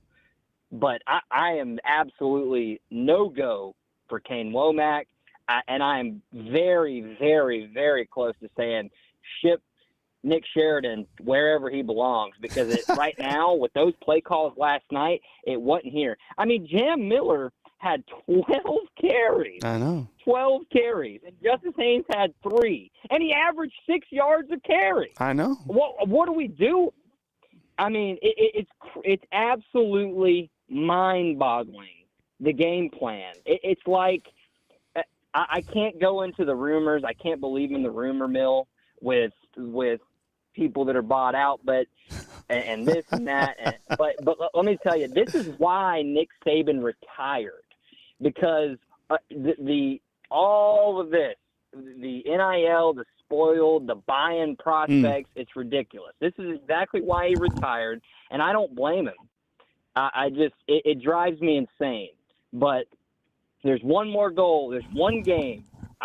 It's beat Auburn, and then see who transfers and see who doesn't, and then watch basketball. I mean that's just the way I look at it. We don't deserve the playoffs. I don't want to go to the playoffs, and I really do hope Ty Simpson gets his shot next year, because I think he's a great quarterback, and it's iron sharpens iron. We all know that. And Keelan Russell, I mean, like I said, I love Milroe, but I think you put anybody in, they would have done a little bit better in that situation. 3 interceptions is tough. Really, really tough. 100%. That's all I can leave you with, Kyle. That's my rant for now. All right, man. My mind. Good stuff, Case. Definitely calling again next time. Always appreciate hearing from you, man. Appreciate it, brother. Roll Tide. All right, roll Tide to you. 443-601. We'll try to get you in by 11:30. Let me give one. This might be my worst college football take ever. Okay. This might be my worst college football take ever at this point in time, but if you want to be an optimist, maybe this is what happens for the college football playoffs. Maybe somehow Alabama finds a way to stop the run and they beat Auburn, okay? So there they sit trying to get into the playoffs with a 9-3 record, finishing somewhere in the SEC standings, and the playoff committee has to choose between ACC runner-up and Alabama. They pick Alabama. Alabama goes in as the 12 seed.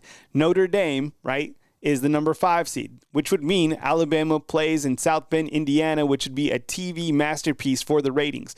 Alabama beats Notre Dame. The number 4 seed is Boise from the Mountain West. Alabama plays them in a New Year's 6. Alabama's able to beat Boise, somehow stopping the run, and they get into the semifinals. Terrible take? Probably so. All right, let's try to take one more call. We'll try to take these calls, make them very fast. 443, you got like a minute or two. You got to spit it. Hey, thanks for calling in. You're online with Kyle Anderson. Who am I online with, and where are you calling in from? Hey, this is Xander calling out of PA. I'll try to make it quick, but we all said it was probably going to be a 9-3 year with how many people we lost on defense. But it was kind of crazy. I was reviewing the play-by-plays, and just to see that, like, we only ran the ball back-to-back one time in our second possession was kind of crazy. Yep. And I think Justice Haynes ran for, I think it was like 7 yards and then a 5-yard carry, and then Milroe carried it, lost yards, and then, no one knew how to catch the ball on Saturday. So even Ryan Williams was dropping balls all over the place. So, just a crazy game. It felt like just everything was off. Watching wide receivers drop the ball and Jeremy Bernard, acting like he thought he was going to get hit and then didn't catch the ball. Like, there's just crazy stuff. It was a weird. Players didn't seem right. But we said it would be a 9-3 season. So as long as we beat Auburn, I think that's what really matters here. We can't lose to Auburn. If we lose to Auburn, then with how terrible they are, then you got to fire some people. Yep. But, hopefully we don't lose any recruits. This college football is about recruiting more than anything else. And we'll see what happens. But, hopefully people figure it out. Would you, and I missed your name at the front. Because I think I don't know if this is your first time calling in, but what was your name? No, I've called in a couple times. Okay. Xander. Xander, I appreciate you. And where are you out of? PA, did you say? Pennsylvania, yeah. All right, cool. I appreciate it, man. Sorry we had to be a little bit rushed. Call in again, man, and we'll chop it up a little bit more. But I appreciate the dialogue and good points. Man, I'm a Killtag9 in the chat. Okay, all right. I'm always in your videos. All right, man. I appreciate you. Thanks, Killtag. Take it easy, man. All right, yeah, brought up a good point. What happened to C.J. Dupree? I've never seen him drop passes like that. Jeremy Bernard had that one where he said he lost it in the lights. That was weird. Ryan Williams dropped a pass. Yeah, strange things going on in that game for sure in terms of, them not playing to the ultimate level. Is that rat poison seeping in? I don't know.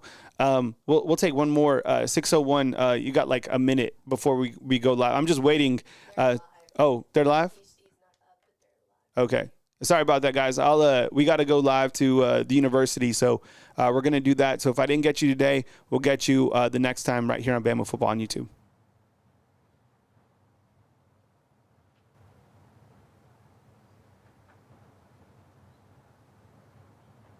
All right, and what you have here is you got Kane Womack or Nick Sheridan, one of the other back-to-back, and then you have Coach Kevin DeBoer.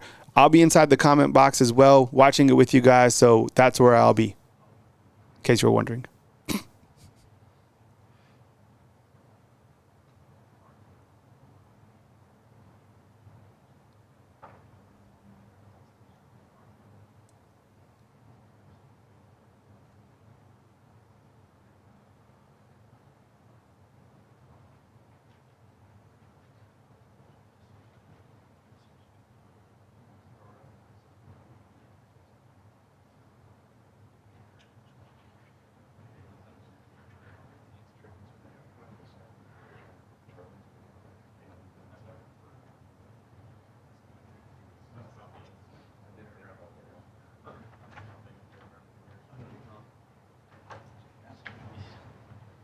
Morning, everyone. We'll begin with the same routine. Have Coach Womack begin with his opening statement, then we'll try to get as many questions as possible. Whenever you're ready, Coach. Okay. Obviously, disappointing loss. Looking back on the week against Oklahoma, I thought our guys had a good week of preparation. I think our guys, they care a lot. They work their tail off. We talked all week about every week having a sense of urgency, and ultimately that all your week of preparation showing up on game day, and we didn't do that to enough consistency to go execute and take care of business in the game. I thought,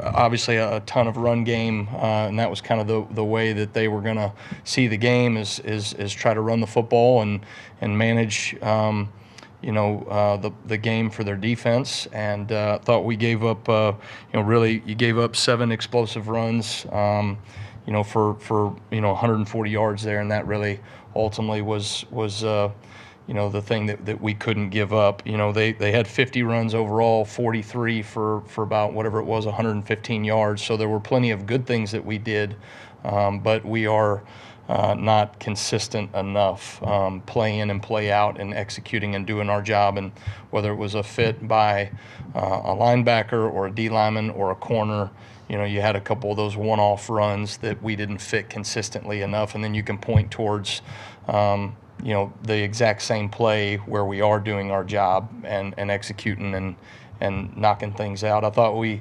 adjusted well in the second half, and our guys did fix the issues as the issues came, but certainly it just wasn't enough. I thought the drive before half was critical, that we needed to get a stop there, and gave up a touchdown. Coach talks all the time about the middle 8, the last 4 minutes of the first half and the first 4 minutes of the second half, and that's something we've really done a nice job of as a team, and certainly did not do a good job of that. And then obviously in the third quarter, we've got to find a way to hold them to a field goal when they get the ball off of a turnover, and did not do that either. So turnover margin was something that we have done a really good job of this season, and when we win the turnover margin, we're a hard team to beat. But when you don't, and you don't get enough takeaways on defense, enough game-changing plays on defense, we put ourselves in a bad situation. So our guys have a maturity. They have handled things. Our leaders have stepped up in the moment. Certainly, they understand what this week means to this program and what this game means to our university and our fan base, and something that we're all excited for the week of preparation. Very impressed with Auburn and the way that they're playing right now. Obviously, my background, have known Hugh Freeze for a long time and known a number of people on that staff, and think that they have done a really good job of getting their guys to continue to play at a really physical level, and they're playing really hard. And I thought those things showed up the other night against Texas A&M. And like everyone in the SEC, there's been some ups and downs, and it's about fighting and finding a way to finish, and they're certainly doing that right now. So I think from a run game standpoint, they present a number of challenges for you. I think Jarquez Hunters is a phenomenal back, as tough of a back as we have seen. Creates a lot of yards after contact, does a really good job, finding ways of being patient to create explosive plays in the run game. You've got some 1+ style offense with the quarterback, and then guys on the perimeter that can make explosive plays downfield. So we'll have our work cut out for us, and looking forward to the challenge and excited to go play in a great rivalry game. Thanks, Coach. We'll start with Nick Kelly on the front right. Yeah, when you're this far in the season, obviously there's a lot of game film. The games where you guys have lost or not have had as much success, the other teams had success running the football. How do you prevent teams just looking at what, say, Oklahoma did or what Vanderbilt did, especially when you're facing a rushing offense like Auburn that they have? Yeah.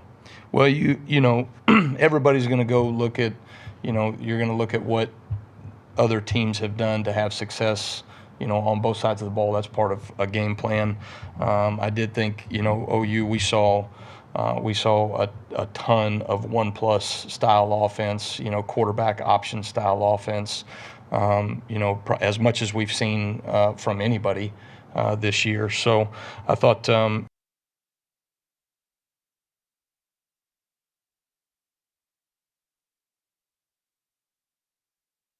it's certainly always going to be challenging when you have one extra hat in the box, and the key is you're going to get some yards when you have that style offense in the run game, most certainly, but you got to keep them from having the explosive plays, and that really ultimately was the thing for us. Is we had answers, and we fixed those answers when they came back to those plays, but now building off of that consistency so those things don't happen in the first place, and that was ultimately the thing that we didn't do well enough in the first half to give up the real scoring drive that they had right there before halftime. Jump over to Colin on the far left.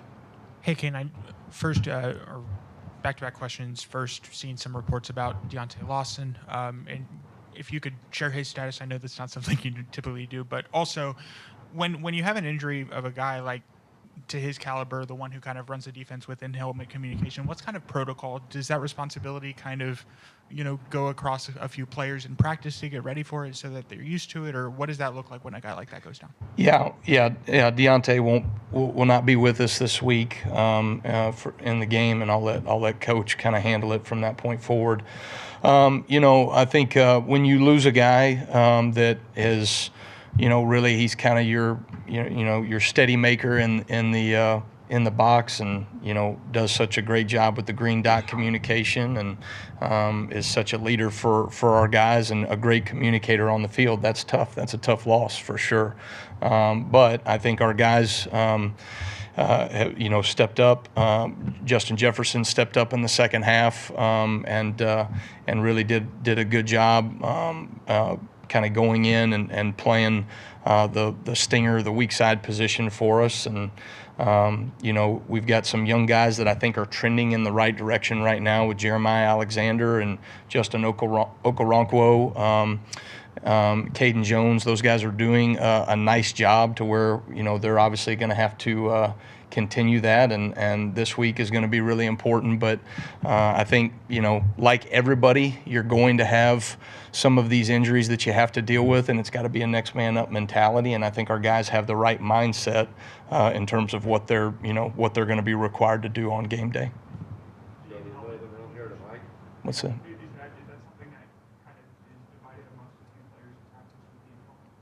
The green dot communication, yeah. So Justin Jefferson has been doing that all season as kind of our number 2 there in that position and has done a really great job. Obviously, Jihad can do it. It's just Jihad plays so many different positions for us that it's hard when a guy's moving around like that for him to be the green dot communication. So we have 2 guys that certainly can handle it, but Justin will take the majority of that responsibility this week. Yeah, Jamarian at Wolf for this game. Just how do you think he did, and just where is Janze at compared to, obviously you got some playing time with the top unit going back to Wisconsin. Yeah, I thought Jamarian being able to move over to the Wolf in 1 week based off of some of the injuries that we had, and Janze a little bit banged up, and so went over there, did a great job in the week of practice, and really played pretty well in the game. There are some similarities in the Bandit and the Wolf position, but then there's also some very staunch differences. And I thought he did a really nice job of making those adjustments throughout the week, and then really was fairly consistent in his execution on game day. So very proud of him, appreciate him doing that. I told him as much to have to move position, a starter right on our defense to go move and play a different position in the game. But that's what's great about some of our leaders, right? Those guys will step up and do whatever it takes in the moment, and that's what's going to be required, when you lose guys like Q Robinson or Deontay Lawson. All right, jumping across the aisle to EG right there. Coach, you mentioned that you felt like the defense adjusted well in the second half to the issues. What were those issues that you needed to see be fixed in those adjustments that were made? Yeah, so I thought, when you deal with a 1+ style offense, it's going to, now they have the quarterback as an element to the run game. And so normally when you can say, hey, we have somebody, it's a post player, we have somebody outside covering, you're kind of taking away some of the layer of the defense because you need that extra number in the run fit. And so what that does, right, is it puts you in a position that everybody has to make those one-on-one tackles, and there may be not quite as much overlap as a traditional quarterback hand the ball off, right? So those were really some of the issues that we had,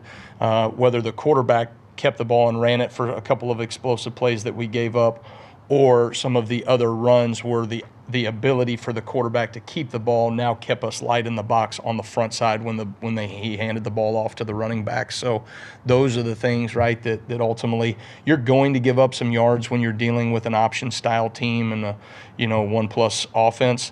But it's those explosive plays that you got to be able to get them down, before they can create explosives that either flip the field or maximize drives to score like they did right before half. Go back right. Ryan. Coach, I'm curious, you talked about Hugh Freeze. What makes an offense of Hugh Freeze so dangerous and how it's evolved over the years?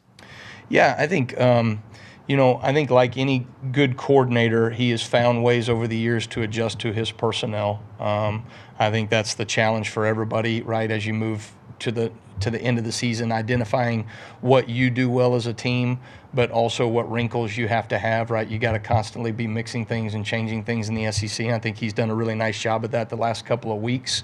They are committed to running the football, and they're committed to creating explosive plays in their passing game downfield. And so those are the things I think would be the staple of who he's been over the years, and he's done that a number of different ways and in a number of different facets with different quarterbacks, different offensive skill players.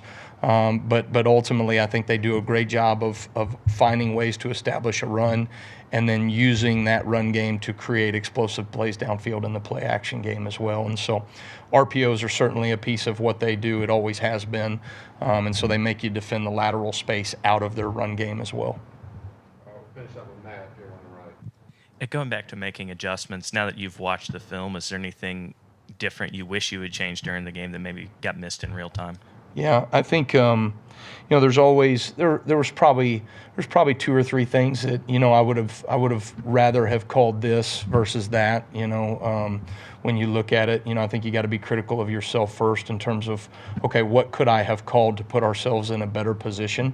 Quite honestly, the explosive plays that we gave up, probably one of those calls I would have liked to have had back. The other 2 really didn't hurt us, but I thought I could have called something better in the moment. But really, I think, that's the hard thing is, getting guys to play consistently, play in and play out, and do the same high-level job. So, you have that exact same run, and we knock it out, and then all of a sudden, maybe they come back to it, and we didn't do our job in that moment. So I think building consistency has been really the challenge for us in year one, and that's something that we're going to have to continue to strive to do this week against a good rushing attack. All right, thanks, guys. Roll Tide.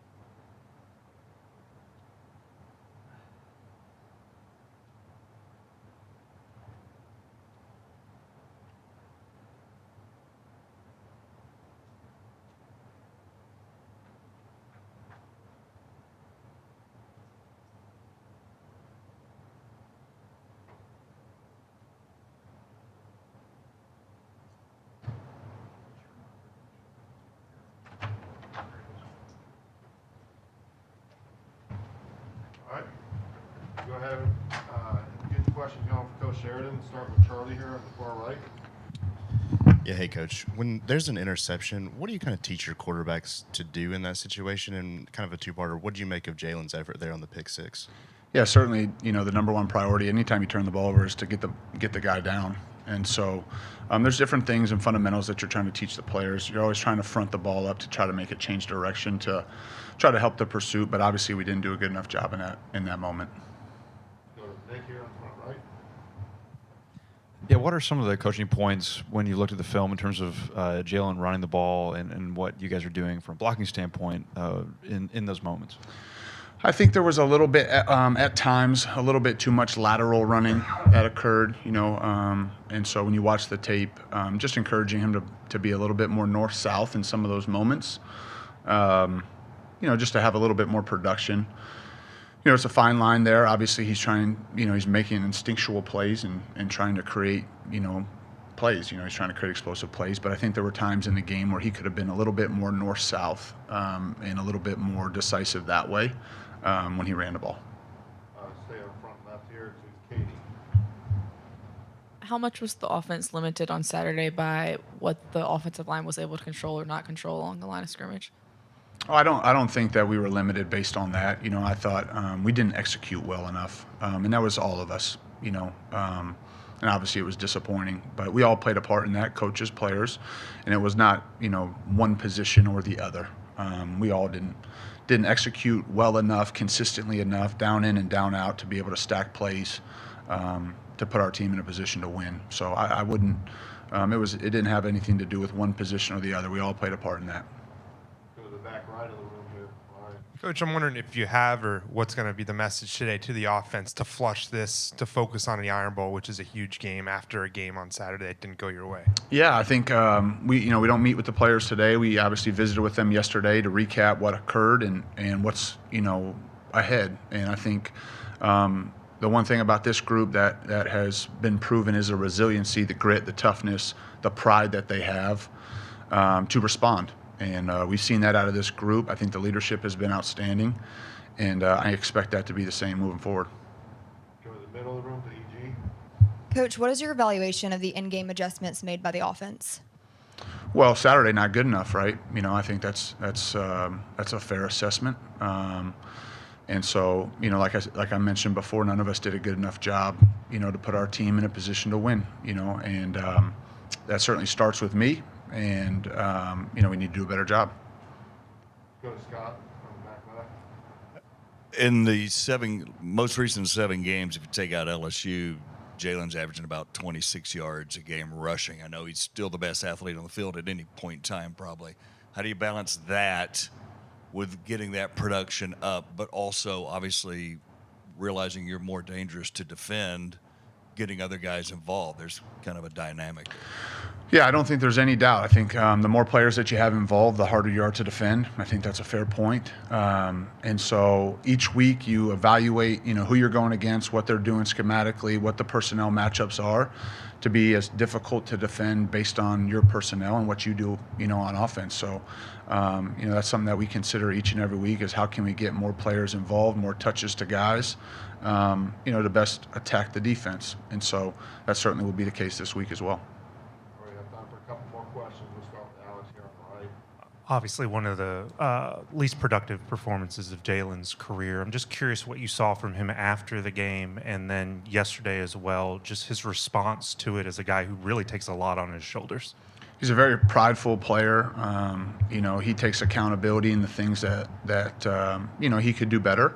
Obviously, everyone was disappointed, coaches, players, everybody. There's a lot of pride. There's a lot of time, a lot of effort that's poured into each and every game. Each and every season. And so I thought his response was to be expected. He has a lot of pride in his performance. And so, like I said before, the one thing I know about him and the group is the resiliency, the pride that they have.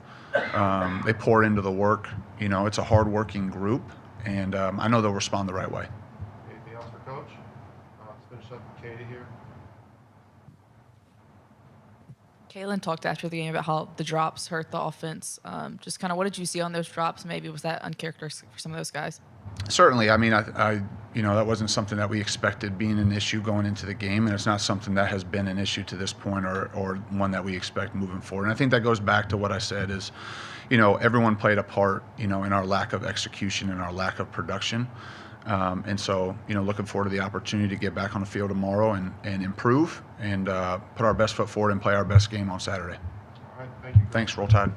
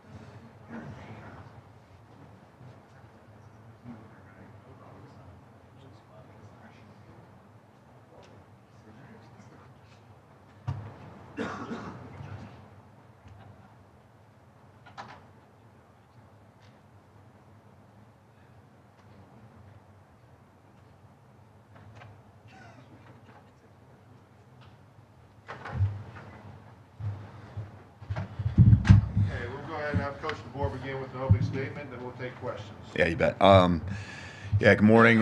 Just recapping Oklahoma. I know the coordinators have done some of that, but just think a lot of it comes down to some, execution in all areas. Offense, defense gets up here and talk, but I think there's all areas where execution can be better. Obviously, the turnover margin and some big plays, some momentum-changing plays there played a role. And I think our inability to create explosives, I always look at that, and we lost that area too in the game. And so, there's details as to why all those things happened.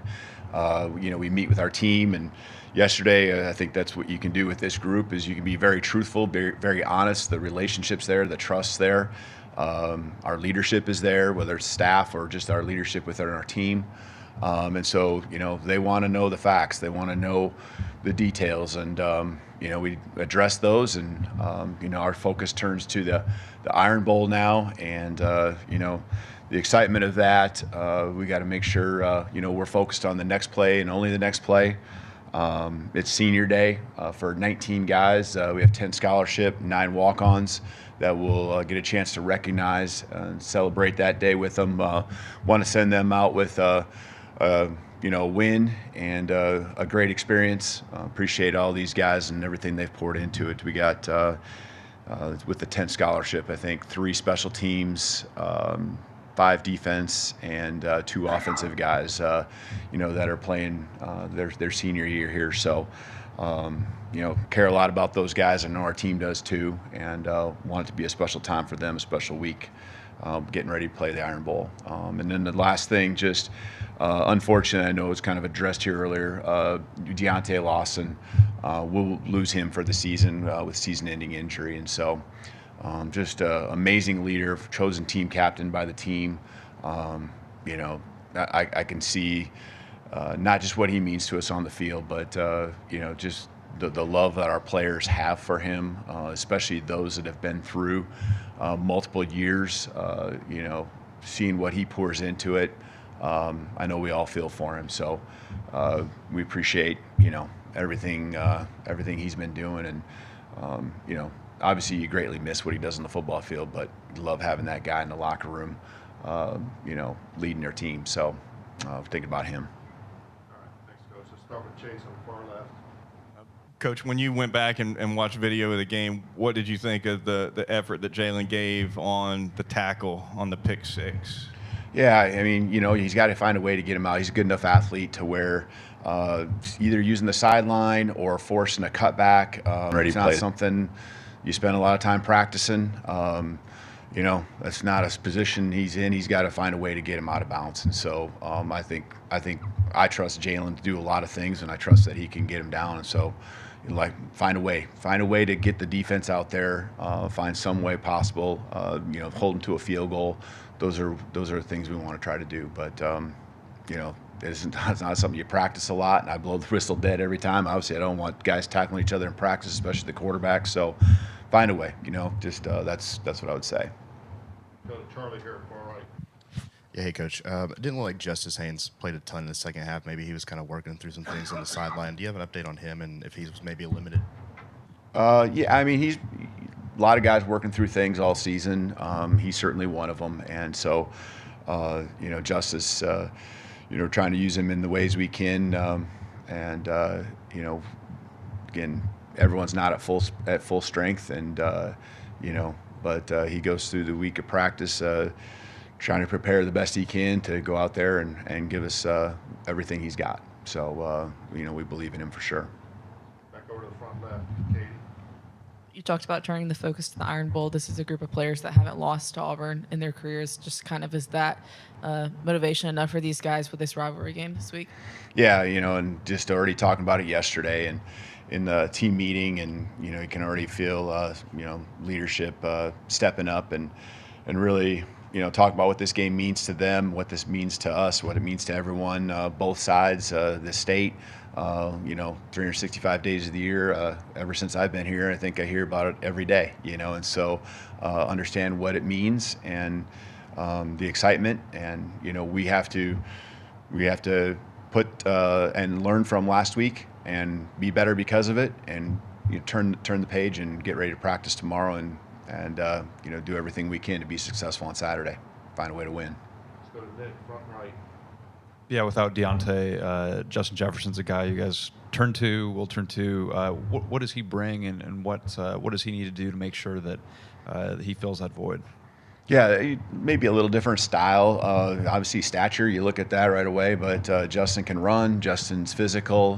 He's a guy you can count on. He's really trustworthy. He pours everything into it. He has just a team-first mindset. Going through spring ball, him kind of trying to figure out his role. I remember talking, at the time, just he's been ready whenever called upon. He's worked through his things here and there with injuries, but he's any guy's looking forward to that moment, and I know that along with the disappointment that we always have and how much we love Deontay, we're also excited about the next man up and the opportunity that it creates for him. And so Justin's a huge fan of our entire team, our coaching staff, we're all fans of him, and want him to go out there and be great, and we're confident in him. Go to the front middle of the room to Tony. Just what have you seen from the lack of consistency, and then what do you do to kind of what traits do you need to kind of build that up and to maybe be able to sustain some of the as a team? Yeah, just in several areas. Yeah, really it's disappointing because I feel like we've done a good job of building up over the last month. Really, the consistency in all areas really starts with winning the turnover margin. That's been ways where we've, really gotten momentum. We've started fast because of it. We've held team to field goals. We gave up really the one touchdown, and we forced them to field goals. So some of those things still were in play. We didn't have that momentum that you need. We went into an environment and we let the environment be what it was because we didn't grab a hold of it like we did at LSU, and kind of took over the place. And so we let them hang around through the first half, and then obviously they got the score at the very end. And then a couple plays, right? The takeaways that they had, or the turnovers on our part, really spinning the game there. And what your focus is at that time when you're in the middle of the third quarter. I spoke to coaching staff and then passing it on to the team is just try to find a way to get one more score here at the end of the third quarter. Try to make it a 2-score game, and if you get 10, and can cut into it even more, that's what your goal is, and give yourself a chance to where you're competing, keep applying pressure, keep pouring it on the best you can. It wasn't like I felt like we needed to make more adjustments. We just made a couple mistakes there, and that swung the game. We knew they had a good defense going in. We knew that they had that ability to make those type of plays. Unfortunately, we turned it over, and those two in particular, the third one, at the end of the game. But we had a chance to cut into that lead, and we didn't.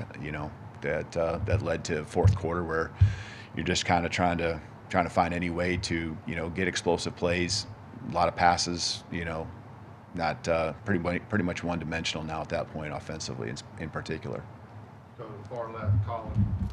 Hey, Kalen, did you reach out to the SEC about the illegal touching call made against Ryan Williams, and if so, what did you hear? Yeah, I mean, there's been communication, and there's nothing you can really do now, right? The game's over and stuff, so you just got to be comfortable with the communication that you have, and that's been the case with the SEC, and you just move on. We're focused on the Iron Bowl. Alex on the right. You've obviously got to finish out the regular season this week, but you got signing day the week after that. Transfer portal opens up the week after that. I'm curious how much time is spent on roster management right now, and are conversations with the current roster and the retention piece of it already happening? Yeah, I think that's one thing with our staff that just, the relationships that exist. I think there's little conversations that happen periodically, and they might happen different times with different guys, because they feel open to talk to our staff. And yes, there's different levels of conversations. Some of them are initiated not just by us, but by the players, and they're just talking through and getting our input. And That's not the focus right now. The focus is on the Iron Bowl. The focus was on the regular season. But I think just in the sidebar conversations, them looking to our staff as mentors, and they have their families, they have the people that they go to away from the building as well. But just really working through it with them, and I'm comfortable with where we're at. The roster management piece is a huge deal. The signing class in particular, and then obviously you're always. It isn't just an end of the season thing anymore. It's a constant year-round management of the roster, and kind of having a beat on what you think and feel might happen, and what you got to be ready for when that time comes. Go to Matt on the far right. You mentioned hearing about the Iron Bowl. What have you heard about just the game and how important it is for just the legacy of Alabama coaches? Yeah, sure. It's going to be an awesome environment. We know that. Love playing the game at home, right? We get a chance to be undefeated. That's a sidebar. No, but be undefeated at home, it's a big deal. It's always been a big deal to me, and that's where we're at as a team. But this game, what it means to those that come from each side, and what it means to the state. It's talked about, and not just told to me, but talked about amongst everyone and in their homes. And it's Thanksgiving weekend, so if you're not at the game, you're watching it with your friends and family. So I've heard stories of families being divided because of it, and in many different ways. So that's what rivalry games are all about, and I know this is a rivalry that's on another level. Coach, I'm going to touch up on that question. Just when you got here, was there a story that you heard, or whoa, you've been through rivalry games before, but this one's a little different. Was there a story that you heard that you could tell us, or something about the Iron Bowl? Not that there's a particular story or something that's just, off the wall. I know those all exist, but I understand, what took place a year ago, and what it took to win that game. And, that's, I think, probably pretty reminiscent of what, both sides are looking at as far as the effort it's going to take, and playing for 4 quarters, playing every second, every play like it's your last. So that's the intensity of it. Let's go to EG. Sorry. Coach, when you look at the game plan going into OU compared to the in-game adjustments made, how do you feel like those complemented each other? I think the very end of the game, I think, was different just because of the nature of what the score was.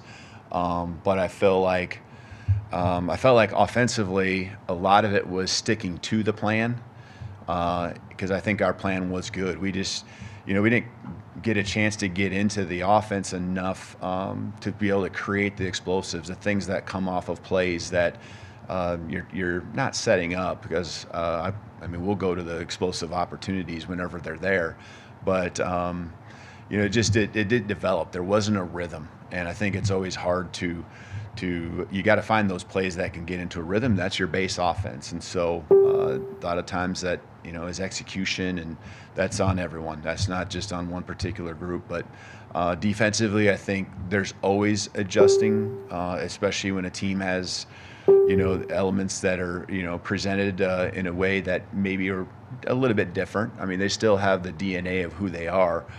We knew that their quarterback would still be involved in the run game to some capacity. We knew a little bit of the formations, but there's going to be adjustments, because every week an offense, shows new pictures, and they're adjusting to their personnel. So there's probably a few more adjustments in the game plan as it goes on, but those are usually part of the game plan itself. You're just going to plan B, plan C. And that's, to me, what adjustments are. You know what the possibilities are each and every week from the film that you watch. And, it's just a matter of going to the next level and next set of plays that either attack offensively or,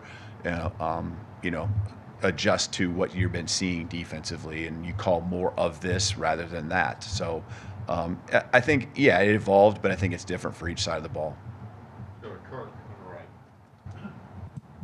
Yes, Coach, I know a loss is a loss, but I wonder if you differentiate a game that you think maybe you lost as opposed to a game where the other side won, and if the reaction and going forward is different from that.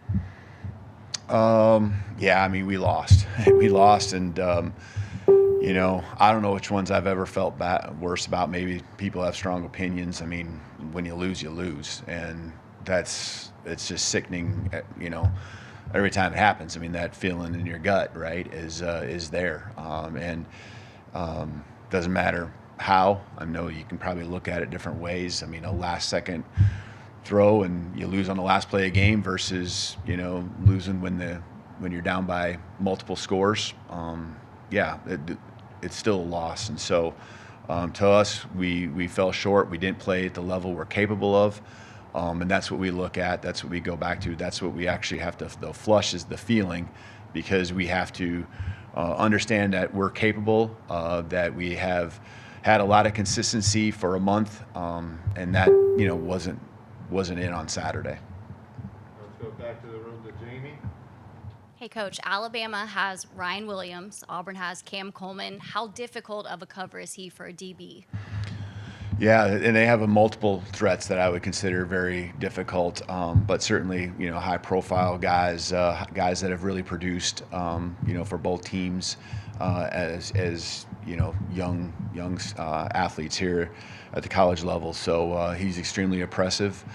He's made a lot of plays for him this year, and yeah, I mean, you know, you gotta not just focus on him. You got to focus on the other guys that have had big games, and it's not just in the pass game, but it's also in the run game.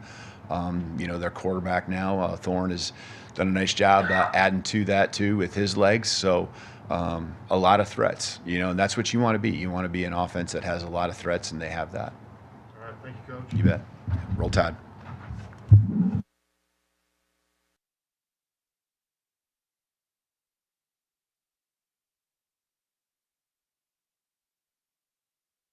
Fam, what's up? Kyle Henderson, Bama Football on YouTube. Probably coming a little too hot. All right, that was the press conference with Coach Kalen DeBoer. I've got work to do, as I always do, following Coach Kalen DeBoer's press conference. Real quickly, things that stand out for me clearly is the news surrounding Deontay Lawson, that he's going to be gone. I know people are like, the season's already over. Well, he's going to be missing the Auburn game, which is very concerning considering that your inside linebacker, somebody who is responsible to help you with the run, is going to be missing this game. Okay? That is terrifying, to be honest. Now you have Justin Jefferson stepping in. Now, I do like Justin Jefferson as an inside linebacker. I really do. But let's face it, Justin Jefferson is not Deontay Lawson. So Justin Jefferson will be in. And look, take it at what it is. I think that listening to you know, the press conferences sometimes can be a little bit you know, mundane. I think the questions are a little bit soft at times, but I think that they clearly know you know, the direction and where things stand right now with this program and kind of the state of the program going into the Iron Bowl. You know, we'll see what happens. I don't know. Other things that stand out to me from the press conference besides Deontay Lawson out for the season, they kind of dodged around Jalen Milroe's effort on that interception. Justice Haynes, it looked like he has something going on with him, like some sort of injury, I guess. Talked about the motivation against the Iron Bowl. As I explained earlier, I mean, there's so much at stake for the Iron Bowl. I mean, you lose this game, you start to think about what happens to the program overall. And I think the most interesting thing, too, was, and I thought it was a great question by a 24/7 reporter, Alex Scarborough. Asked him if he already has talks with guys on the roster about roster management, the transfer portal. Remember, that transfer portal window opens up on, December 9th, and it goes all the way to December 24th. So he's saying that that's already taking place. And a lot of guys, and he mentioned, if you kind of read through the lines, that guys are coming in talking about kind of their status, like their family, and the guys behind their family, the handlers. I'm telling you, they don't win this Auburn game. Like, you may think things are off the rails right now. Just wait. And what scares me is the fact that they're not going to have Deontay Lawson for that game. So there we stand. T, did you get it? All right. So there we stand. And I think when you look back to anything that Nick Sheridan or Kane Womack spoke about, I mean, nothing really stood out, to be honest. I mean, Nick Sheridan's kind of he's developed this like ninja mentality to dodge questions. He's a genius at it. Kane Womack didn't really say anything that stood out to me. And Kalen DeBoer, look, going against Auburn, man, tall task at this point of the season, because they're not going to change their game plan. You're going to see the same thing from Alabama's offense, which is run the ball with Jalen Milroe, throw to Ryan Williams, throw to Jeremy Bernard, and good luck stopping the run. If you thought that Oklahoma and Vanderbilt and Tennessee ran the football, just wait until this Auburn game. I'm not trying to scare you, but you can go and look at those 3 facts, and they add up being the same thing. And what happened in those same games is they were able to control the time of possession, and they beat Alabama. So, here we are. Rocketown makes a great point right now. Agents are in the players there is 24/7. 1,000,000% KW. If you missed the update, Deontay Lawson out the entire season, the remainder of however many games Alabama has. Okay, so we're going to be working on videos behind the scenes. I have another video coming out shortly. So here we are at this point in time. Kyle Henderson, Bama Football on YouTube. I really appreciate your support. When you guys see videos that are uploaded by me naturally, please be sure and hit the subscription button so you notify when those videos are hit, and then that little thumbs up button. If you could hit that on those videos, right? And get inside the comment box, I really appreciate it. Really helps out the video. So thank you so much. This is the Monday Long Show. We've been streaming for 2 hours and 15 minutes. I appreciate you guys. I might be back later today. I got another video coming up later on today talking about kind of the press conference and packaging some ideas. And we'll also upload Hugh Freeze's press conference, which will be later today. So there's a lot going on. We appreciate you guys being here. Thank you so much. Coming to you from beautiful Tuscaloosa, Alabama. Kyle Henderson, Bama Football on YouTube. Thank you for watching today. I appreciate you guys calling in and supporting the show. To those of you that super chatted or that fan funders, I greatly appreciate the continued support.